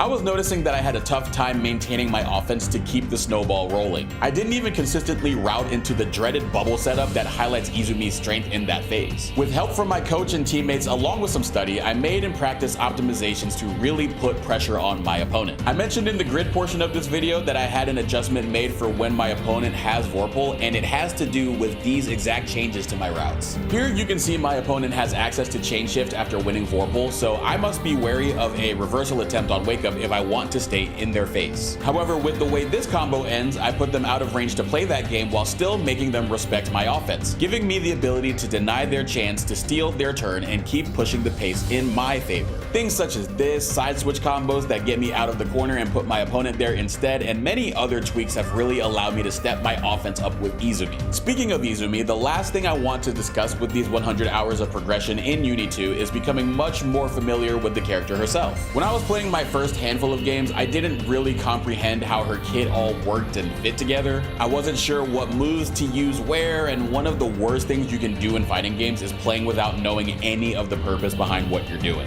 Slowly, I figured out the utilities that moves in her kit provided and how I could best be using them in various situations. For example, I heavily underestimated her 2-2C initially. I thought there was no point I'd use this except for some weird advanced combo that I may need to learn later down the line. I've since found immense value in the move as a counter zoning tool. It's even secured me rounds in the group stage for Grid Break. Of course, there's so much more for me to explore with Izumi's kit because, as I would find out, she's got a lot that makes her pretty damn good. Quite honestly, it's an unfamiliar situation I found myself in with her where she has outright strong tools that don't require me to force things that much. I'm used to playing more linear characters like Vera and Granblue, where many times the onus is on me to take some risks to get started. In that vein, I found myself overextending a lot with Izumi when she's good enough to just let the game come naturally. Her kit provides great answers to a myriad of situations, so I just need to pump the brakes and not put myself in positions I don't necessarily need to be in. That's not to say there aren't any situations that require risk with her, but I shouldn't be playing like I have to go fish when the winning cards may already be in my hand. Increasing my comprehension of the game's underlying nature, the nature of my own character, as well as how to be stronger on offense has really served me well in my first 100 hours. Even basics like figuring out how things all fit together and having a better ability to maximize my advantage after playing into that understanding has given this tuna a nice chance at the grand Grid Break Big Kahuna. Say that 5 times fast. With all this being said, there are, of course, things I still need to work on. After all, when is there not something to work on? First, I would like to get better at my pressure game against a blocking opponent. Since blocking and shielding reward opponents by building grid, people may be more content to hold back for long periods of time in this game to wisely fight back later. So it's up to me to do a better job in structuring my pressure to make the opponent feel less comfortable in that aspect. Along similar lines, I'm looking to really fine-tune my strike throw game up close. I think it's good right now at a base level, but I think I can push the envelope with how rebeats work, among other facets that I can learn to use in this context. On the other end of this situation is another point of improvement I would like to focus on: defensive decision making. When I'm the one building resources and blocking things out, I need to become more adept at finding ways to give myself chances to both use accumulated resources as well as find stable ways to play active defense when it's needed. And continuing on the other side of the same $, I'd also like to get better at strike throw defense in this game. I think how I play it in other games hasn't always translated well to how offense can be run in Uni, so I need to keep working on that. Finally, on a more broad level, I need to remember that fishing is a patient man's game and practice patience with the process of improvement. I get that having the timeline for Grid Break has provided some added pressure versus if I was just playing on no other time but mine. However, I think that I've allowed that to take some of the fun out of this adventure. I'm a pretty intense person when it comes to competition, and I think it came across some in my last video. When I settled down though and played for the experience and not the result, I ended up performing better anyway. Plus, this whole thing is about having fun with learning the game. So for the rest of Grid Break and beyond and other fighting game ventures, I want to keep reminding myself to trust the process and have fun with it. As you can see, the first 100 hours have helped me learn a lot in UNI2. So now I want to get into some gameplay to show off just how much I've improved with this time. For some added context with what I looked like at the start of Grid Break, I recommend you watch my day 1 video if you haven't already. I think from there until now, you can see drastic changes. With all these games, study, and coaching under my belt, let's see how much I've swam up the food chain in Under Night in Burst 2. Got the combo breaker hat on because we are manifesting making the grand finals for Grid Break at combo breaker. So gotta look the part. You gotta dress for success, as they say.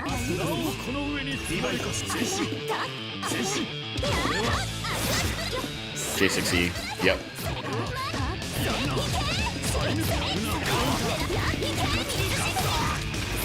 I want to try to do my offense less around 2-2-X. I want to try to get better strike throw pressure without it. But it's working so far. Let's see what they do.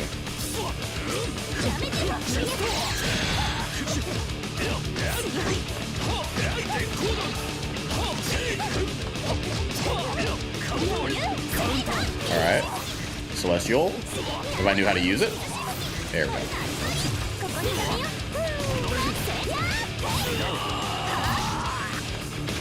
Dropportunities.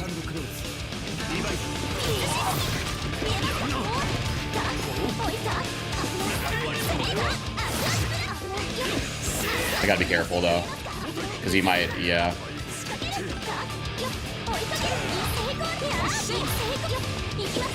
Nope.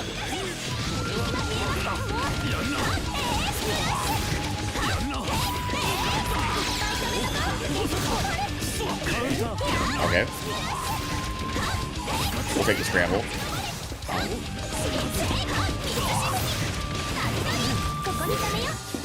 Okay, not clean, but it was still pretty good. I like the way that I was going about neutral. That's minus. Oh, that shit's still, man. Grandpa reactions.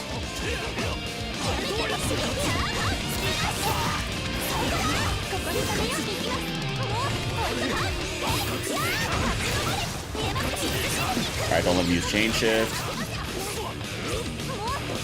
Oh, I couldn't J6E it. I couldn't 3C the J6E in time. Damn.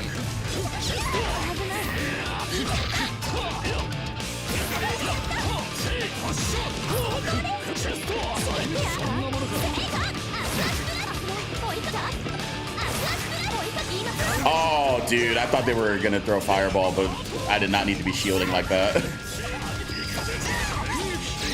Ooh. Damn! I'm alive? All I needed is a chance.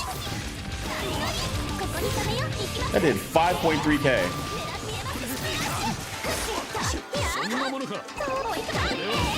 Overhead's gonna win. Oh! Double parry, good stuff. I should have reacted to the first parry and like thrown him or something.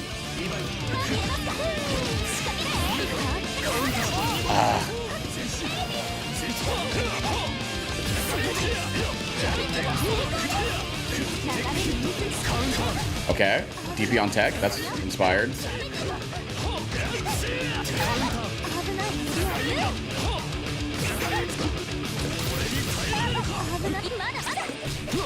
Oh man, yeah, I could have done Rising JA or something.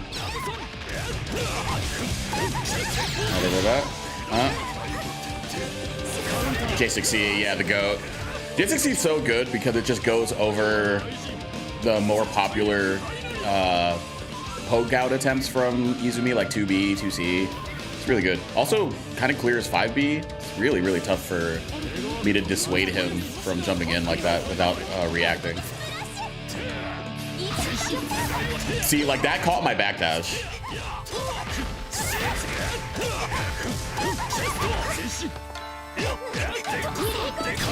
I'll take that. I'll take that. I'll take that. Just get me out of there, man.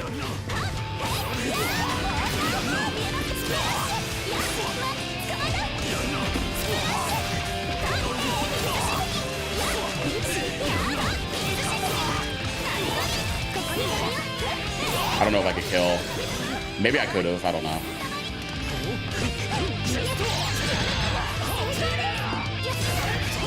That catching my backdash is crazy.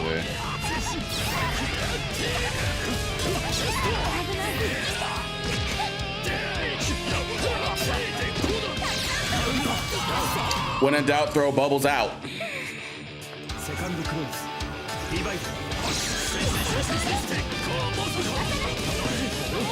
All right, new goal. Get him to J6E at me. There we go. Adaptations. Look at my reward. Bubble. I'm gonna go low here. I think I just went for that.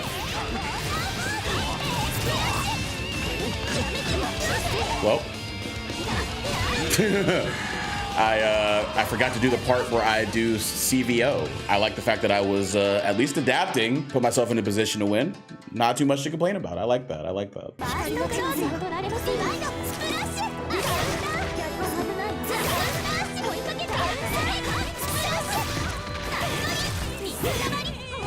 Big thrust trade. What do they do here? Do they wake up DP? Or they're a blocker. Okay. They're a shield user, so we can probably walk up behind this. Get shield. Yeah. So they poked out it. Okay. They poked out a bubble, so.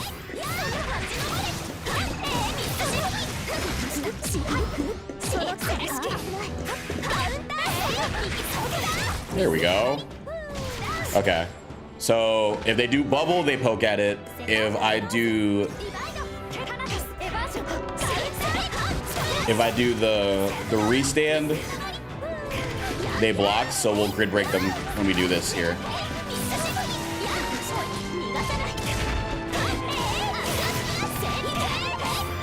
And because they tried to poke at bubble, I'm gonna go down low here.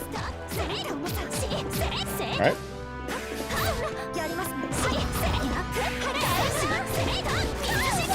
Can I kill here? I could have until they won grid. Oh, nice reset. Anti-airs.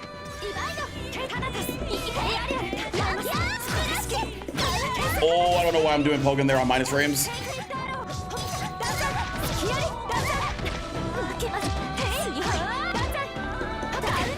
Oh.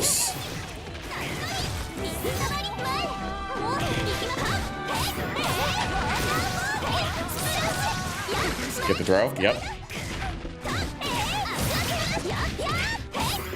All right, I'm gonna throw it with the bubble this time. Maybe if I could. I messed up, but it's okay. I got my bubbly friends behind me.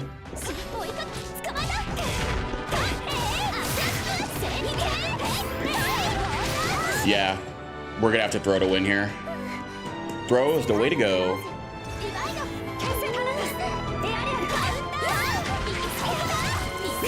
Anti-airs.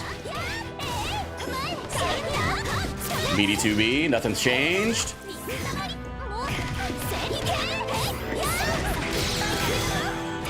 Let's see if I can shimmy them this time.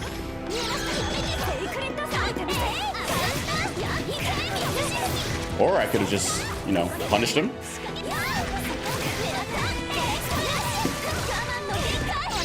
I probably could have gotten a better route here. But I'm just gonna throw here. There we go. There we go.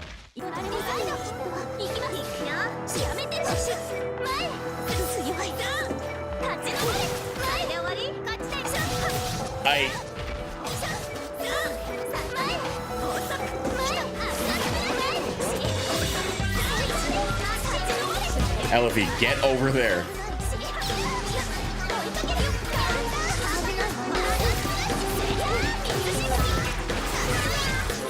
All right. Unfortunately for me, Yuzu's one of those characters that I haven't really fought that much yet. All right, so they delay tech, so we're gonna have to just walk up behind the bubble.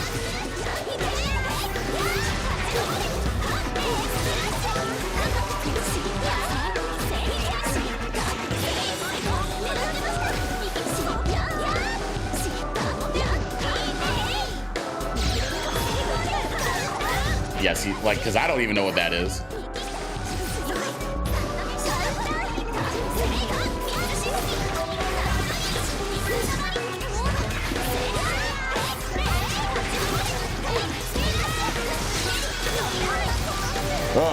There are a lot of characters in this game that I want to learn more about once Grid Break is over. Bubble. No, I couldn't get the... I couldn't get the air unblockable. I got to work on that. So that's got to be like run up 3C or something, but I just didn't trust that it would get over there in time.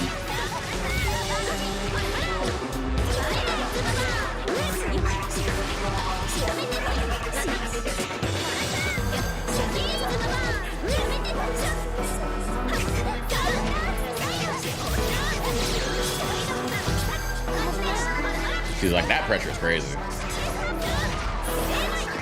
Oh, baby.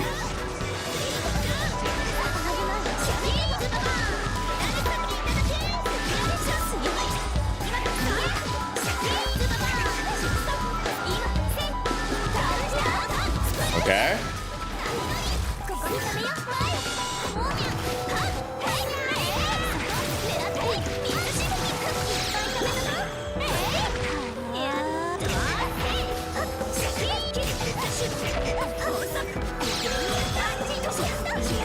I'm waiting for her to like teleport or something.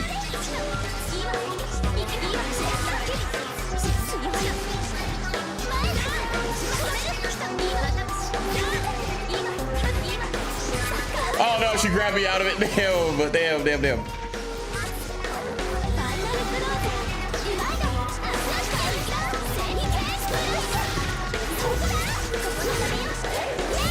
Just like that, we're in a position to win. All right, I'm just gonna maybe up here.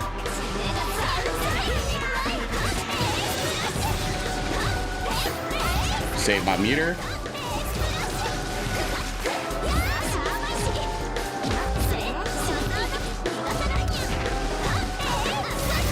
Not using 2-2-X as much.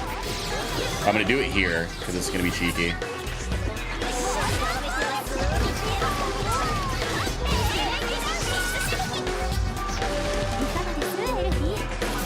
There we go.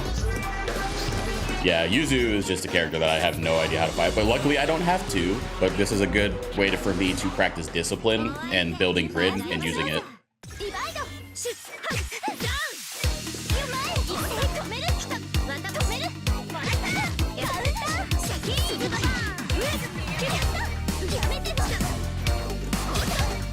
And dash blocking.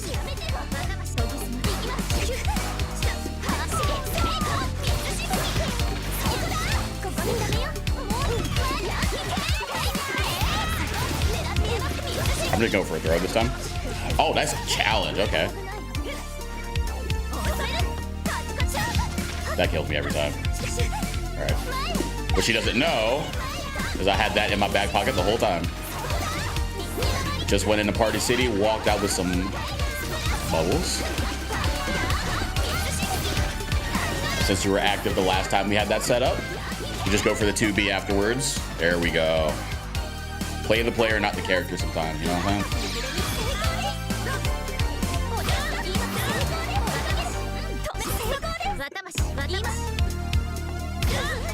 Get her. That's my favorite move. That's my favorite move. You just throw fish at problem. I thought I could get her. That's such a... I gotta see what I can do there. Get out of there. Chain shift. That's something that I've gotten a lot better at using. Yeah, I just dropped the combo though. That's unfortunate, but it's fine. I still have grid. So I'm gonna chain shift when I get out of this. Oh, that's pretty good that she can do that. I'm gonna be careful here. Not gonna bite on anything.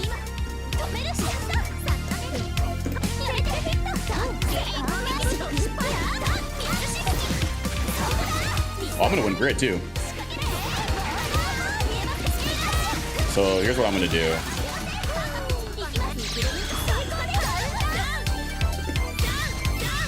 I think I'm dead. Yeah. I should have just kept up the advantage. That's my bad. Maybe I could have killed. I don't know. I actually didn't even mean to do that.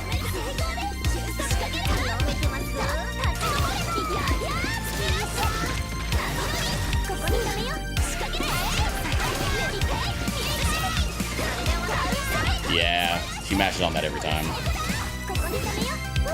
Which is fair. It looks like I dropped it, so you're trying to take your turn back. Here we go. Ah, I got fucking... I got 3C instead of 2C, so I look like an idiot. Oh, that cannot be what they meant to do. Get her. Get her.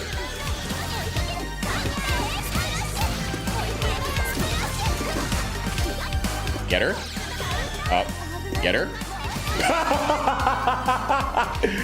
Oh, God. Throw fish at problems. Oh, my God. No, no, no, no, no, no, no. Oh, that net code. Oh.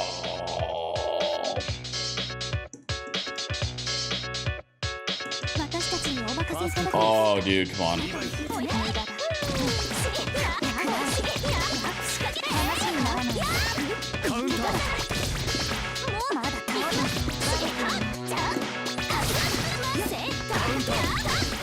Actually, doesn't feel so bad.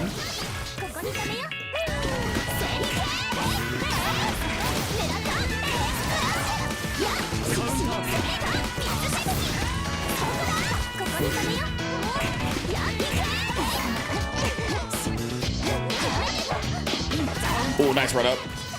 I thought for sure they would try to do TK Kuga. Get off me.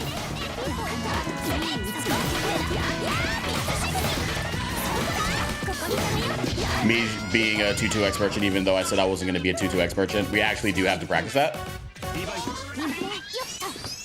I'm looking out for 2-3-6C or something. Okay. So they are not interested in doing that, which is fine. Honestly, they haven't done the double jump either, so I got to do more 2B in neutral.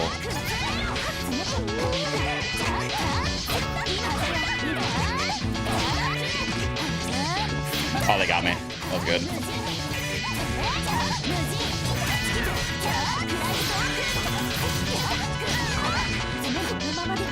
Ah, no.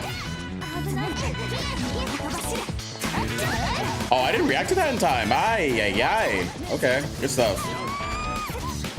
I did not react to that in time.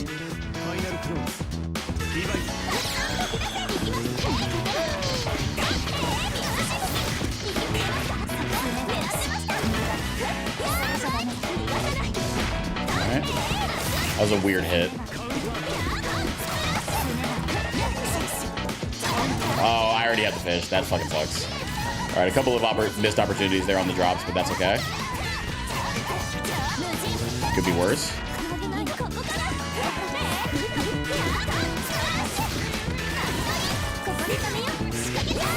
Could be much worse.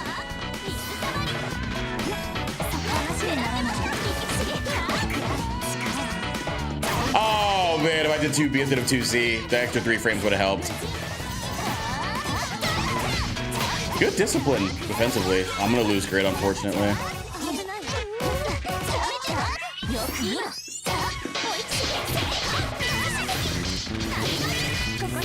All right, so yeah, that was pretty good just using dash 2B there after I was like, yeah, they're not trying to take this guys. They're trying to play grounded footsies, which is fine. It honestly works out better for me if Lene does that rather than just hopping around doing TK Kuga. Because then I could do stuff like this.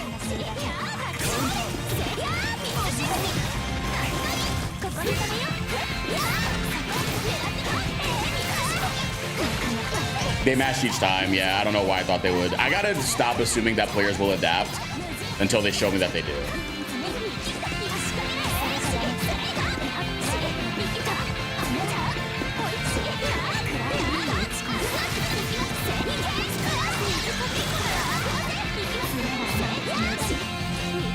There we go. No overhead needed.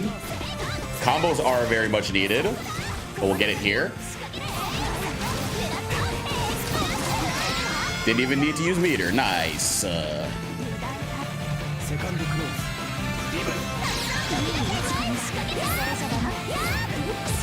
Oh, okay. That was nice.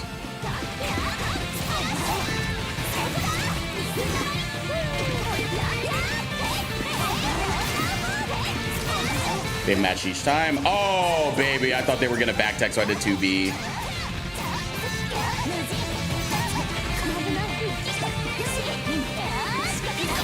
Whoa, hey, buddy. Nope, no overheads.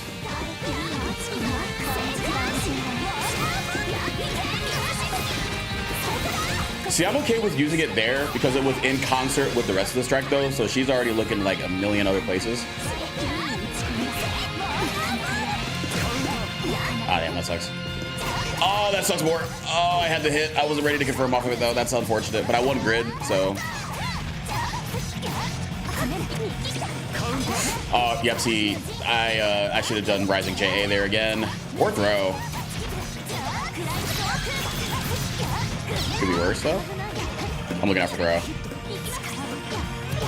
Oh, baby, come on. Come on. All right, it's fine.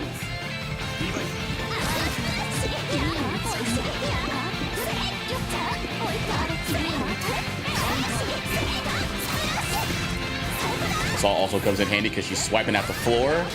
KOF type beat.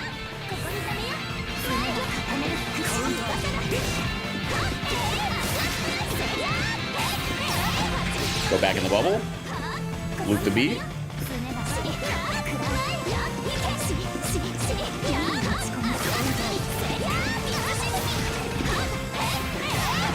I just looped the beat.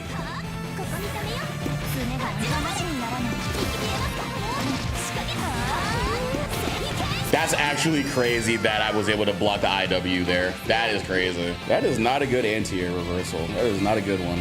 But you know what? It works out for me. So I'll have to keep that in mind when I have to find my way out. I appreciate y'all so much for watching this video and your support during Grid Break. As of the recording of this video, we're on the tail end of the event. Seeding stage matches will take place this Saturday, April 18th. Then the finale, the final bracket, happens the next day on Sunday, April 19th. All the main bracket action will be streamed on twitch.tv/itsyost. For our team's perspective, follow myself and or my teammates on Twitter, Hunter, Zero, Rockhawk for more information on who's streaming then. I really hope to make it to Combo Breaker and keep playing in Grid Break for just a few more weeks, but regardless, this has been such an amazing experience. Getting to be part of a great event for a great game and a great community has just been everything, and I'm beyond grateful that I was chosen to participate. So like I've been doing in the first 100 hours, I'll be doing my damnedest to make it to grand finals. For now though, I've been Zamir Zoma Stills, and I will see you in the next video. Take it easy, y'all. This is it. The final weekend of Grid Break. The last few weeks of the Slam style event for Under Night in Burst 2 all led up to these decisive 2 days, which determined who would advance to grand finals at Combo Breaker. After being unsuccessful in securing a bye during the group stage, my team, Team Rockhawk, would need Saturday's seeding stage to do so. We wanted the best position possible for the final bracket happening the next day. With Zero Syndicate in Tier 4 very quickly improving with Akatsuki, Tier 2's Made in Heaven embracing the new way of the spider by the day, and Hunter Faye at Tier 1 also spinning winning webs on Byakuya, I needed to pull my weight in Tier 3 with Izumi. From starting as a bottom feeder, I had played over 100 hours, studied intensely, and did everything I could to improve and help my team get to Chicago next month. I had gotten all the way to S rank and even won a beginner tournament as well as my local the day before seeding stage. So this minnow had some momentum going into the weekend, and it was time to see if we could take it all the way. The way seeding stage would proceed was with a Swiss bracket format. In short, we would play 5 sets paired with teams who had records similar to ours as each round went.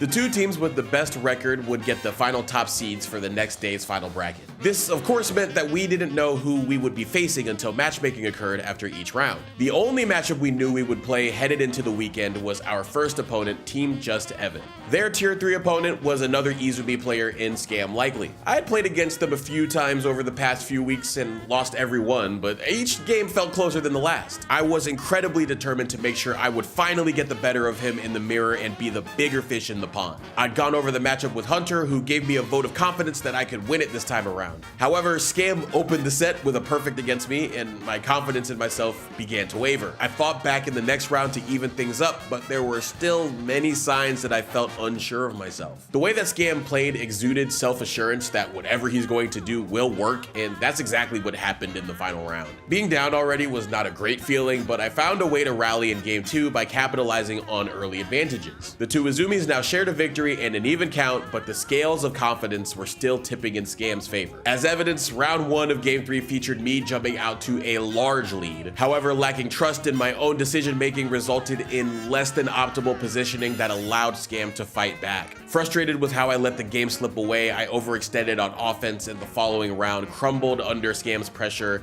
and lost the set 2-1. I really wanted to win as proof of my improved caliber to myself and my team, and not being able to seal the deal really hurt. Fortunately, everyone else on the team was able to win their sets, so it was still an overall team victory. Next up was Team UNO, which featured a matchup against Zeta Slow and Akatsuki that was a last-minute substitute. Luckily, I had some practice against the character because he was already in my group, so there was still some level of confidence in my ability to win. The first game went in my favor with admittedly sloppy play on my end. However, Zeta played very excellent neutral and charged up the strike throw offense to answer in game 2 and make the score 1-1. The final game was very back and forth, but I got some fortunate drops that saved me from certain death, and I made it out victorious for my first win of the day. The rest of Team Rockhawk followed suit to grab another W to match the amount in our team's name at 2. However, despite the win, I did not feel good about how I was playing. But I need to figure it out quickly because Lennox was waiting for me in the next round as part of Team 3K. He was one of the strongest players in my my tier up to this point, and throughout the event, I expected that he would be a very formidable opponent. I had run a long set against his Laundrakia a few days prior, and it was honestly very close. I figured out some things to do in the matchup, especially in neutral, where I needed to frustrate him from afar and avoid playing the mid-range game. The preliminary plan worked initially, but as soon as Lennox found a way in, I was chum succumbing to his oppressive offense. With how I'd been playing, I had zero faith that I could block against this pressure, which caused me to flail any chance I could to find a way out ASAP. Consequently, I was getting hit by anything and everything as I lost game 1.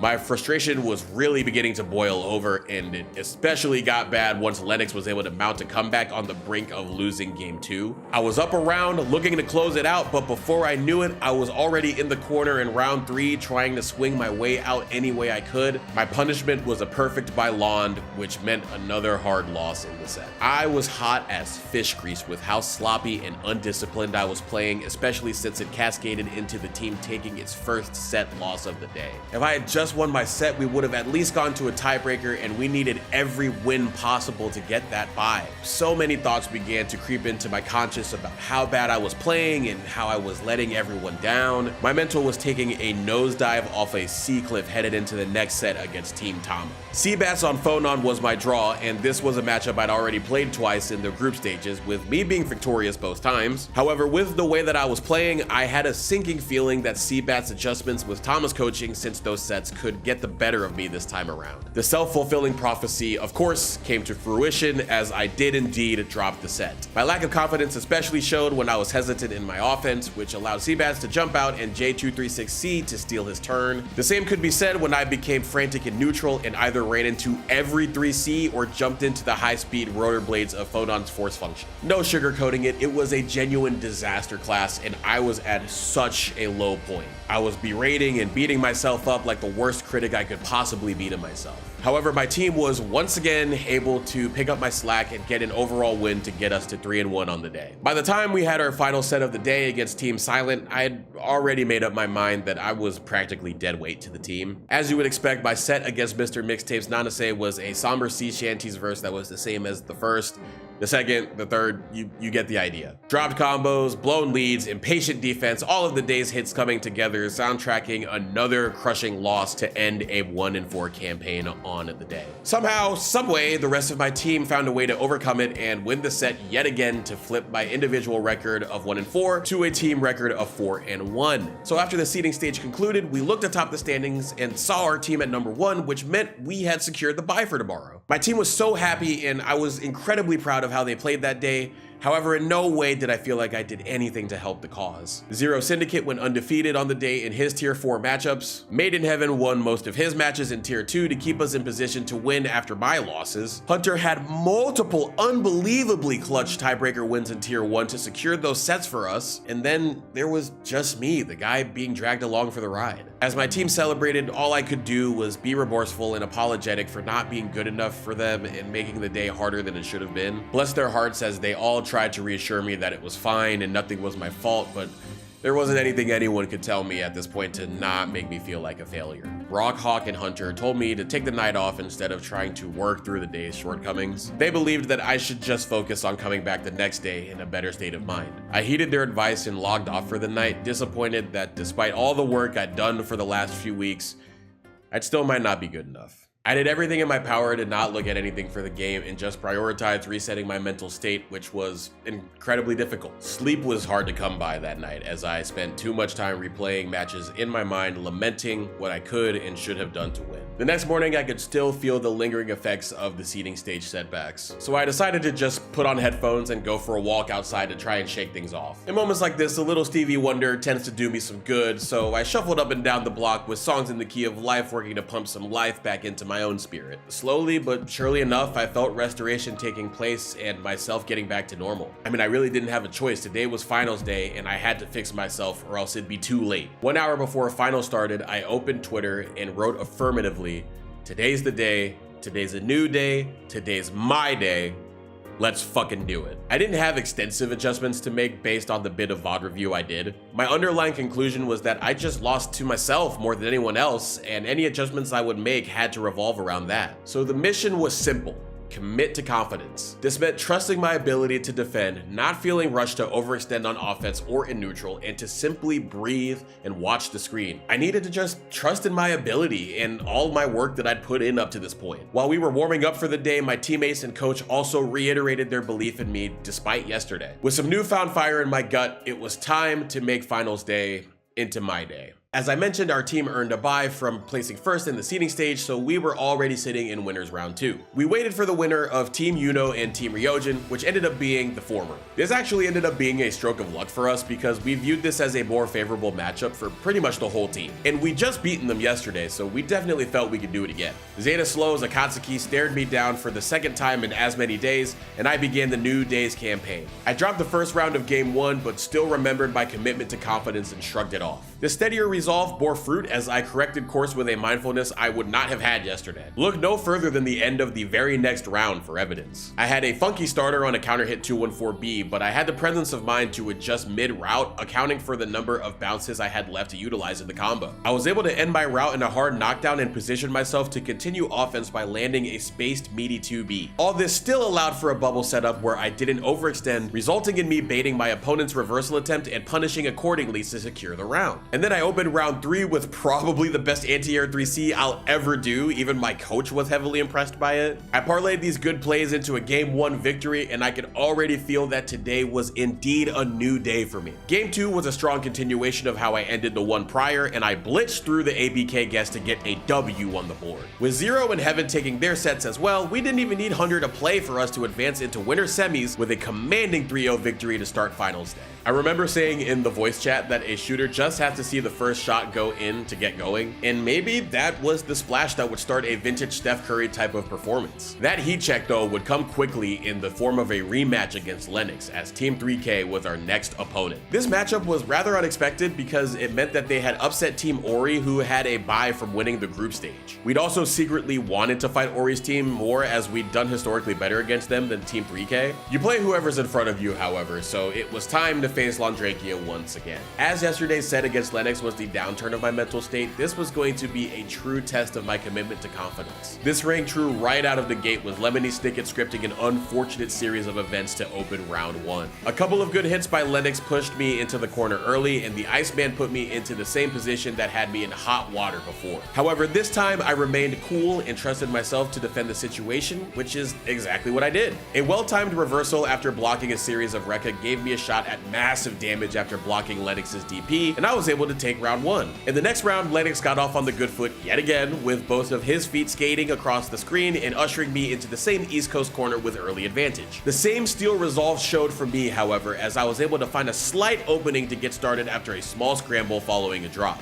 Like Ahab, if he finally found his white whale, I grasped firmly onto the momentum and didn't dare let go. Momentum, thy name is Moby Dick, and for game 1, mine was Victor. Much like in the first game, there were times to open game 2 where my defense was tested, but I did not falter under pressure. I was steadfast in remaining steady, and it paid off with yet another round win after overcoming some adversity. From there, the second round felt like a total reversal from yesterday. My team and I could sense an apparent uneasiness in neutral from my opponent that I possessed in the set prior, even when he had meter to throw out EX Fireball like he had been doing. As I watched him wade back and forth, I pounced like a piranha, chomping at the bit to right the wrongs of yesterday. I did exactly that and got my much wanted run back in a 2-0 victory. With everything that had happened yesterday, this was such a source of relief and vindication, and I was as amped as an electric eel near an Energizer. Zero and Hunter came through once again in their sets, so we advanced to winners finals with only one set standing between us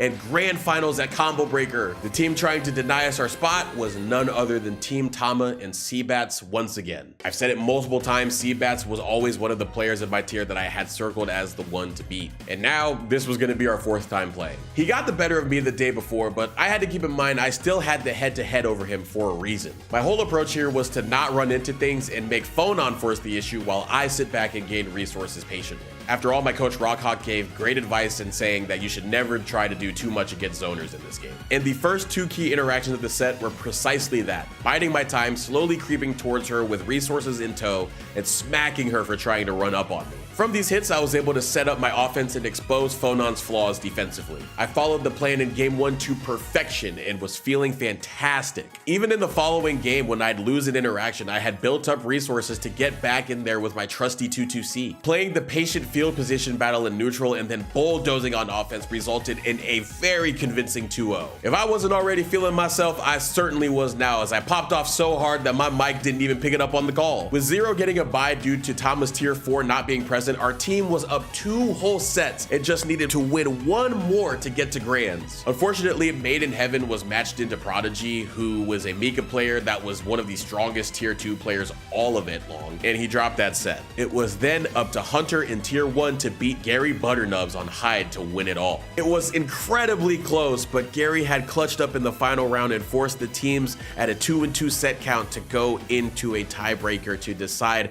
who would advance to grand finals. The way tiebreakers worked in Grid Break is that both teams would veto a certain tier matchup, and then the remaining options would be chosen at random to play a 1st to 3 set. The winner of that set would claim the tiebreaker, and their team would take the overall set. For this instance, Tama unfortunately had to veto tier 4 because his player wasn't available, and we opted to veto tier 2 because we didn't like that matchup. This meant that it was either going to be Hunter at tier 1 or me at tier 3 replaying our matchups in order to advance. As we waited for the random draw, if you can imagine it, my teammates were all hoping that it would land on me. They wholeheartedly trusted me with the team's fate in my hands in such a high pressure scenario. Even with the horrible day that I had just had before, and even when I didn't believe in myself, they believed in me. This meant the fucking world to me, and I wanted so badly to prove them right. I wanted the pressure, I wanted the challenge, I wanted the opportunity to win it for us. I wanted all of it. All right, let's do it.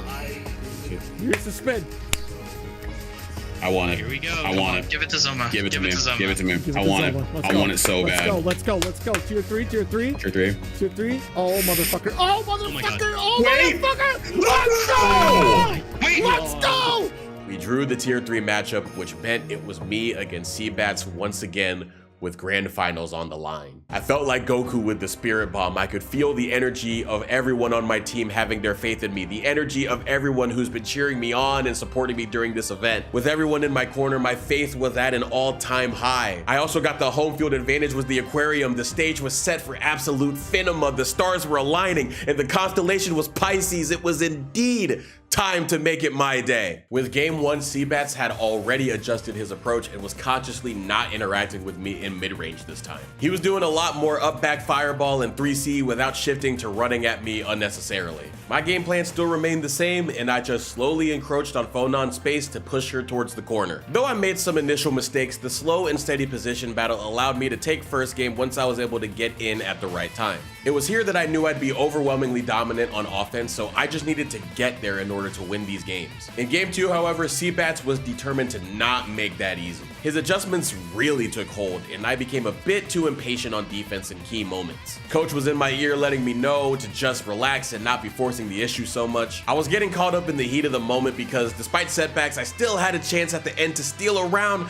but I messed up a setup from getting overwhelmed. The score was then tied up at 1 game apiece, but I was not fazed in the slightest. I even said to my team that it wouldn't be fun if it was easy. Game 3 saw a strong opening after I immediately claimed the corner and utilized Izumi's crushing offense to run rampant in round 1. The second round was much tougher after Seabats began to fight back with a steady diet of stable offense and space control. Very fortunately, I chose the right time to gamble with an Assault JC during a pressure reset from Fonon. I got the hit and was able to go up 2-1, needing only 1 more game to take my team to grand finals. Game 4 was much like the previous ones, with the early advantage leading to a quick Izumi round, and round 2 looked to be much of the same, with me coming out to another strong lead. However, Seabats took advantage of a key drop on a bubble setup and fought back. I was overextending and trying too hard to halt his momentum, which resulted in me doing what lost me the set against him in the seeding stage. I found myself running into things, and it added up to Fonon wrangling the round and staying in the game. However, I refused to let this affect me. I stuck to the plan in the final round of game 4 and pushed Fonon to the corner once again. Seabats got himself some breathing room from the Nautical Nation suffocation by teching a throw. However, the ever-reliable Elifie in the form of 2-2-C sniped Fonon out of her own down-down special. Fonon was put back into the situation, and a couple of doses of H2Oki later,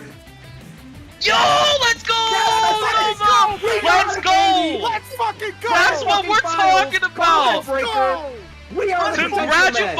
Oh my fucking Whew, I mean, Great Barrier Reef that weekend was one hell of a ride. From the lowest lows to the highest highs, Grid Break Finals really had everything. It was one hell of an experience, but it's one that has taught me so much. First off, it cannot be overstated how much belief is everything. My commitment to confidence was seriously the difference from a 1-4 run one day to going undefeated and coming through when it mattered most the next. I wouldn't have had that confidence, however, if not for my team. When I was down and out, their support in me never wavered, and it truly meant a lot that they still had that much faith in me to pull through at the end. It's that belief that will inspire you to be at your best and never give up in the face of adversity, and it's that belief that will take you to new heights you previously thought unimaginable. I seriously cannot thank my teammates and coach enough for being in my corner through the thick and thin of it all, as well as being awesome in their own performances throughout the entire event. I've also come to truly realize just how much a community can largely affect your experience in a game. Grid Break was a premium onboarding experience unlike anything I've ever encountered in fighting games. Most everybody was incredibly supportive and kind, to the point where I was weirded out by it when I first joined in. From my own teammates to players on other teams to even people watching from the outside wanting to help, I could feel the love throughout this entire event, and it was truly awesome. I've seen and been on the receiving end of what happens when people are not as hospitable, and it does negatively impact a person's time in a scene. Grid Break was very refreshing in that aspect, so I want to carry that standard forward when I get the chance to have an impact on new players wanting to jump in somewhere. So shout out to Yost and the Grid Break crew for fostering this amazing environment. Finally, I can confirm that hard work truly does pay off. This had to have been the most I've ever grinded for a fighting game, and probably the most I've grinded for anything since studying for my CPA exams. The process was very challenging, especially undertaking a tier 3 placement when I was starting from square one. However, I made sure that I would at least give myself the best chance to succeed and overcome that challenge by putting in as much effort as I could. Getting the opportunity to be in Grid Break in the first place was a blessing, and I wanted to truly maximize the opportunity to its fullest. I also worked hard for my team and the people who have been supporting me throughout this whole endeavor to show them that it was not going to waste. Whatever your motivation is for a challenge you're undertaking, I want you to look at what I've accomplished since starting in this event and let it inspire you to keep moving forward and keep working hard. I went from a newbie dropping every combo imaginable to getting 7th at Paragon in just a few weeks, so I can speak on it. It's going to get tough, trust me. Anything worthwhile will have its hardships and will test you. No matter how rough the current is though, you just need to keep swimming. Thanks a gillion for watching. All of your support during these weeks of Grid Break have been unfathomable. So many new people have found their way to this channel since, and I appreciate all y'all's eyes and ears being here. Next up for Grid Break is going to be Grand Finals at Combo Breaker happening near the end of May, so keep your eyes peeled for more information on that. As far as what's happening here on the channel, I'll have more fighting game videos and music going up, so make sure to like, share, and subscribe to help make it all happen. As of the time I'm filming this, we are less than 50 subs away from 1,000, so please help make that milestone happen. It would go a long way in getting this channel to monetization status, which would be a huge boost in being able to keep the show rolling and getting to a point where I can do things like this that I'm passionate about full time. But for now, that'll do it for this video. I have been Zamir Zoma Stills, and I will see you in the next video and in Grand Finals. Take it easy, y'all. These two gamers, Zoma was not in my group for the round robin, and I didn't get to play him in bracket, but I played it. He was like, Jade, I prepped for you. Can we, like, play a set? Like, just outside of Grid Break? I was like, absolutely, I would love to. Dude, this guy grinded on the Izumi like crazy. I worded that insanely. But he was putting in so many hours on UNI2, not only for, you know, to set up the YouTube video, just to get the hours up on Steam, but in particular because he was like, dude, I gotta make my team proud. And I remember, I think one of the round robins, he was like, I'm not too happy with my performance. Oh, no, we're heading on into it. I can't give too much lore. But Seabats, also in the same way, was like, man, throughout the round robins, throughout even some of the seeding stages, wasn't feeling too good about his performance throughout, you know, running into some of these other tier 3s. But whatever Tama fed him in between that seeding stage and the final bracket, this dude leveled up like crazy. Yeah, these gamers have been like really committed, like really putting their heart into playing Uni. It's really cool to see. And we do see Zoma, as you mentioned, was grinding out that Izumi, rocking the Rose Street Fighter palette. Yeah, exactly. Little SF action. Yeah, he's clean on the set play as well, right? Never going to drop any of these setups. Baits out the throw with the run-up assault. Seabats, I'm wondering, you know, Seabats was in our first Grid Break and has made big waves since then, but yes, fighting a character like Izumi, and especially against Zoma, seasoned fighting game player, yes, it's going to get kind of rough. Dude, I was talking to Seabats earlier today. I was like, how are you feeling about your matchup? And he was like, I don't know, man. These Uni players are scary. Like, I put in a lot of work, but I took my break just to decompress. I feel like I'm playing better, but I saw Zoma made it out of pool, so that's a little bit scary. And I was like, no, you got to not let that get in your head. But still, even outside of that, right? Izumi's so scary. Incredible buttons to try and contest Phonon's range, and she can just run you down. Yeah, once Phonon is kind of blocking, it's going to be a little hard for her to get out, and Zoma is doing a really good job with this offense, getting those bubble setups, and we do have 200 meter here. We're going to cash in the IW, and we're going to take game number 1. Yeah, keep it simple. All right, Seabats. Taking a breath real quick. I wonder if the Team Tama is going to pull up with a little bit of coaching off to the side, or if he's like, no, you know what? You know the game plan that I prepped you with. I don't need to give you any more advice. We're heading straight into game number 2. Okay, little rebeat action. A little late on the reaction, so gets caught up by 5C.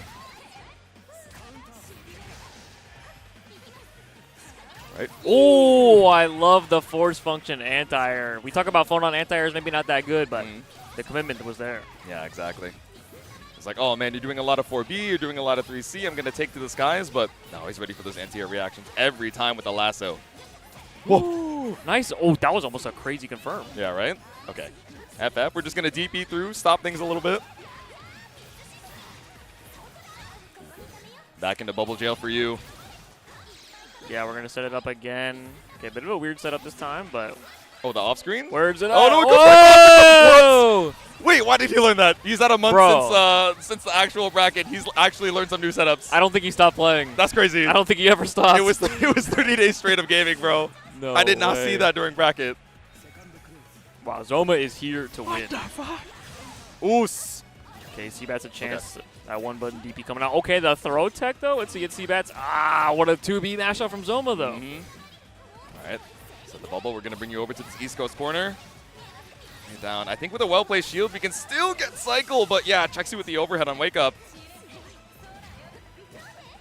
Ooh, nice 4B pickup. Oh, unfortunate no full conversion, but Seabats does have their offense here, and the force function for Zoma again.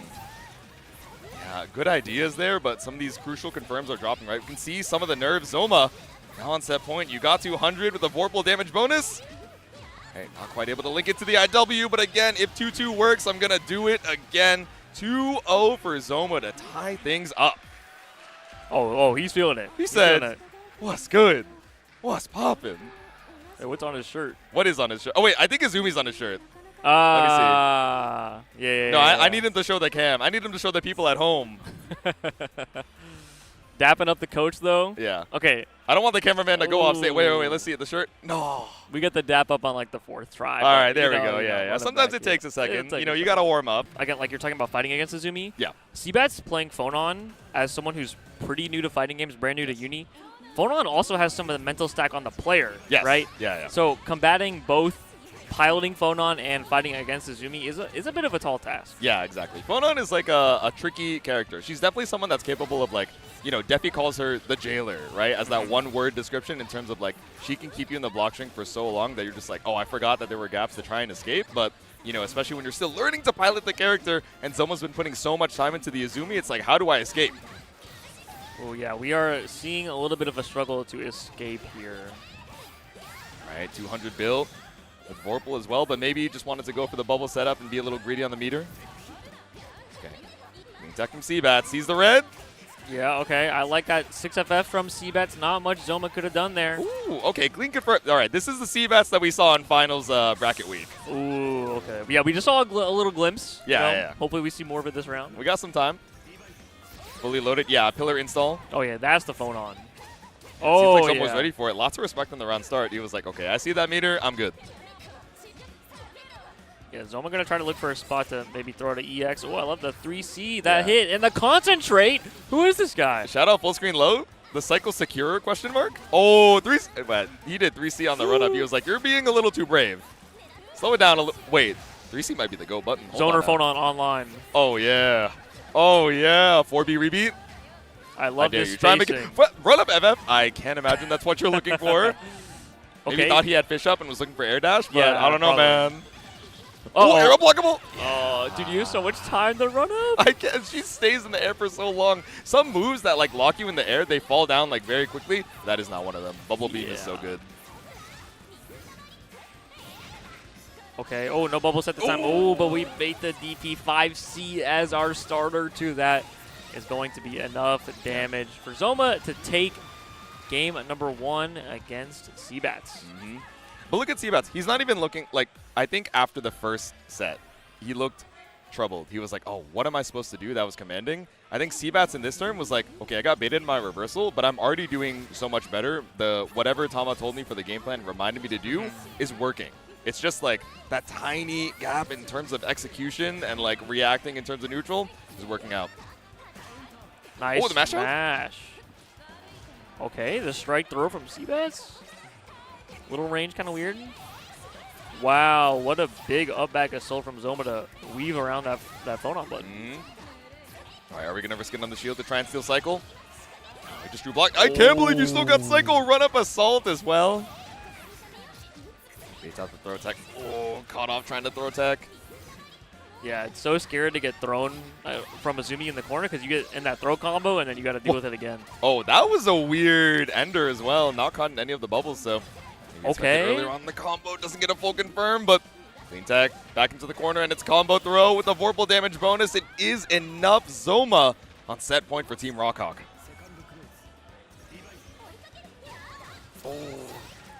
Classic run up 2B from Zoma.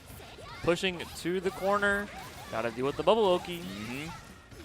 All right, are we going to try and escape? Oh, meaty overhead. No, I wasn't ready for it either. I got hit.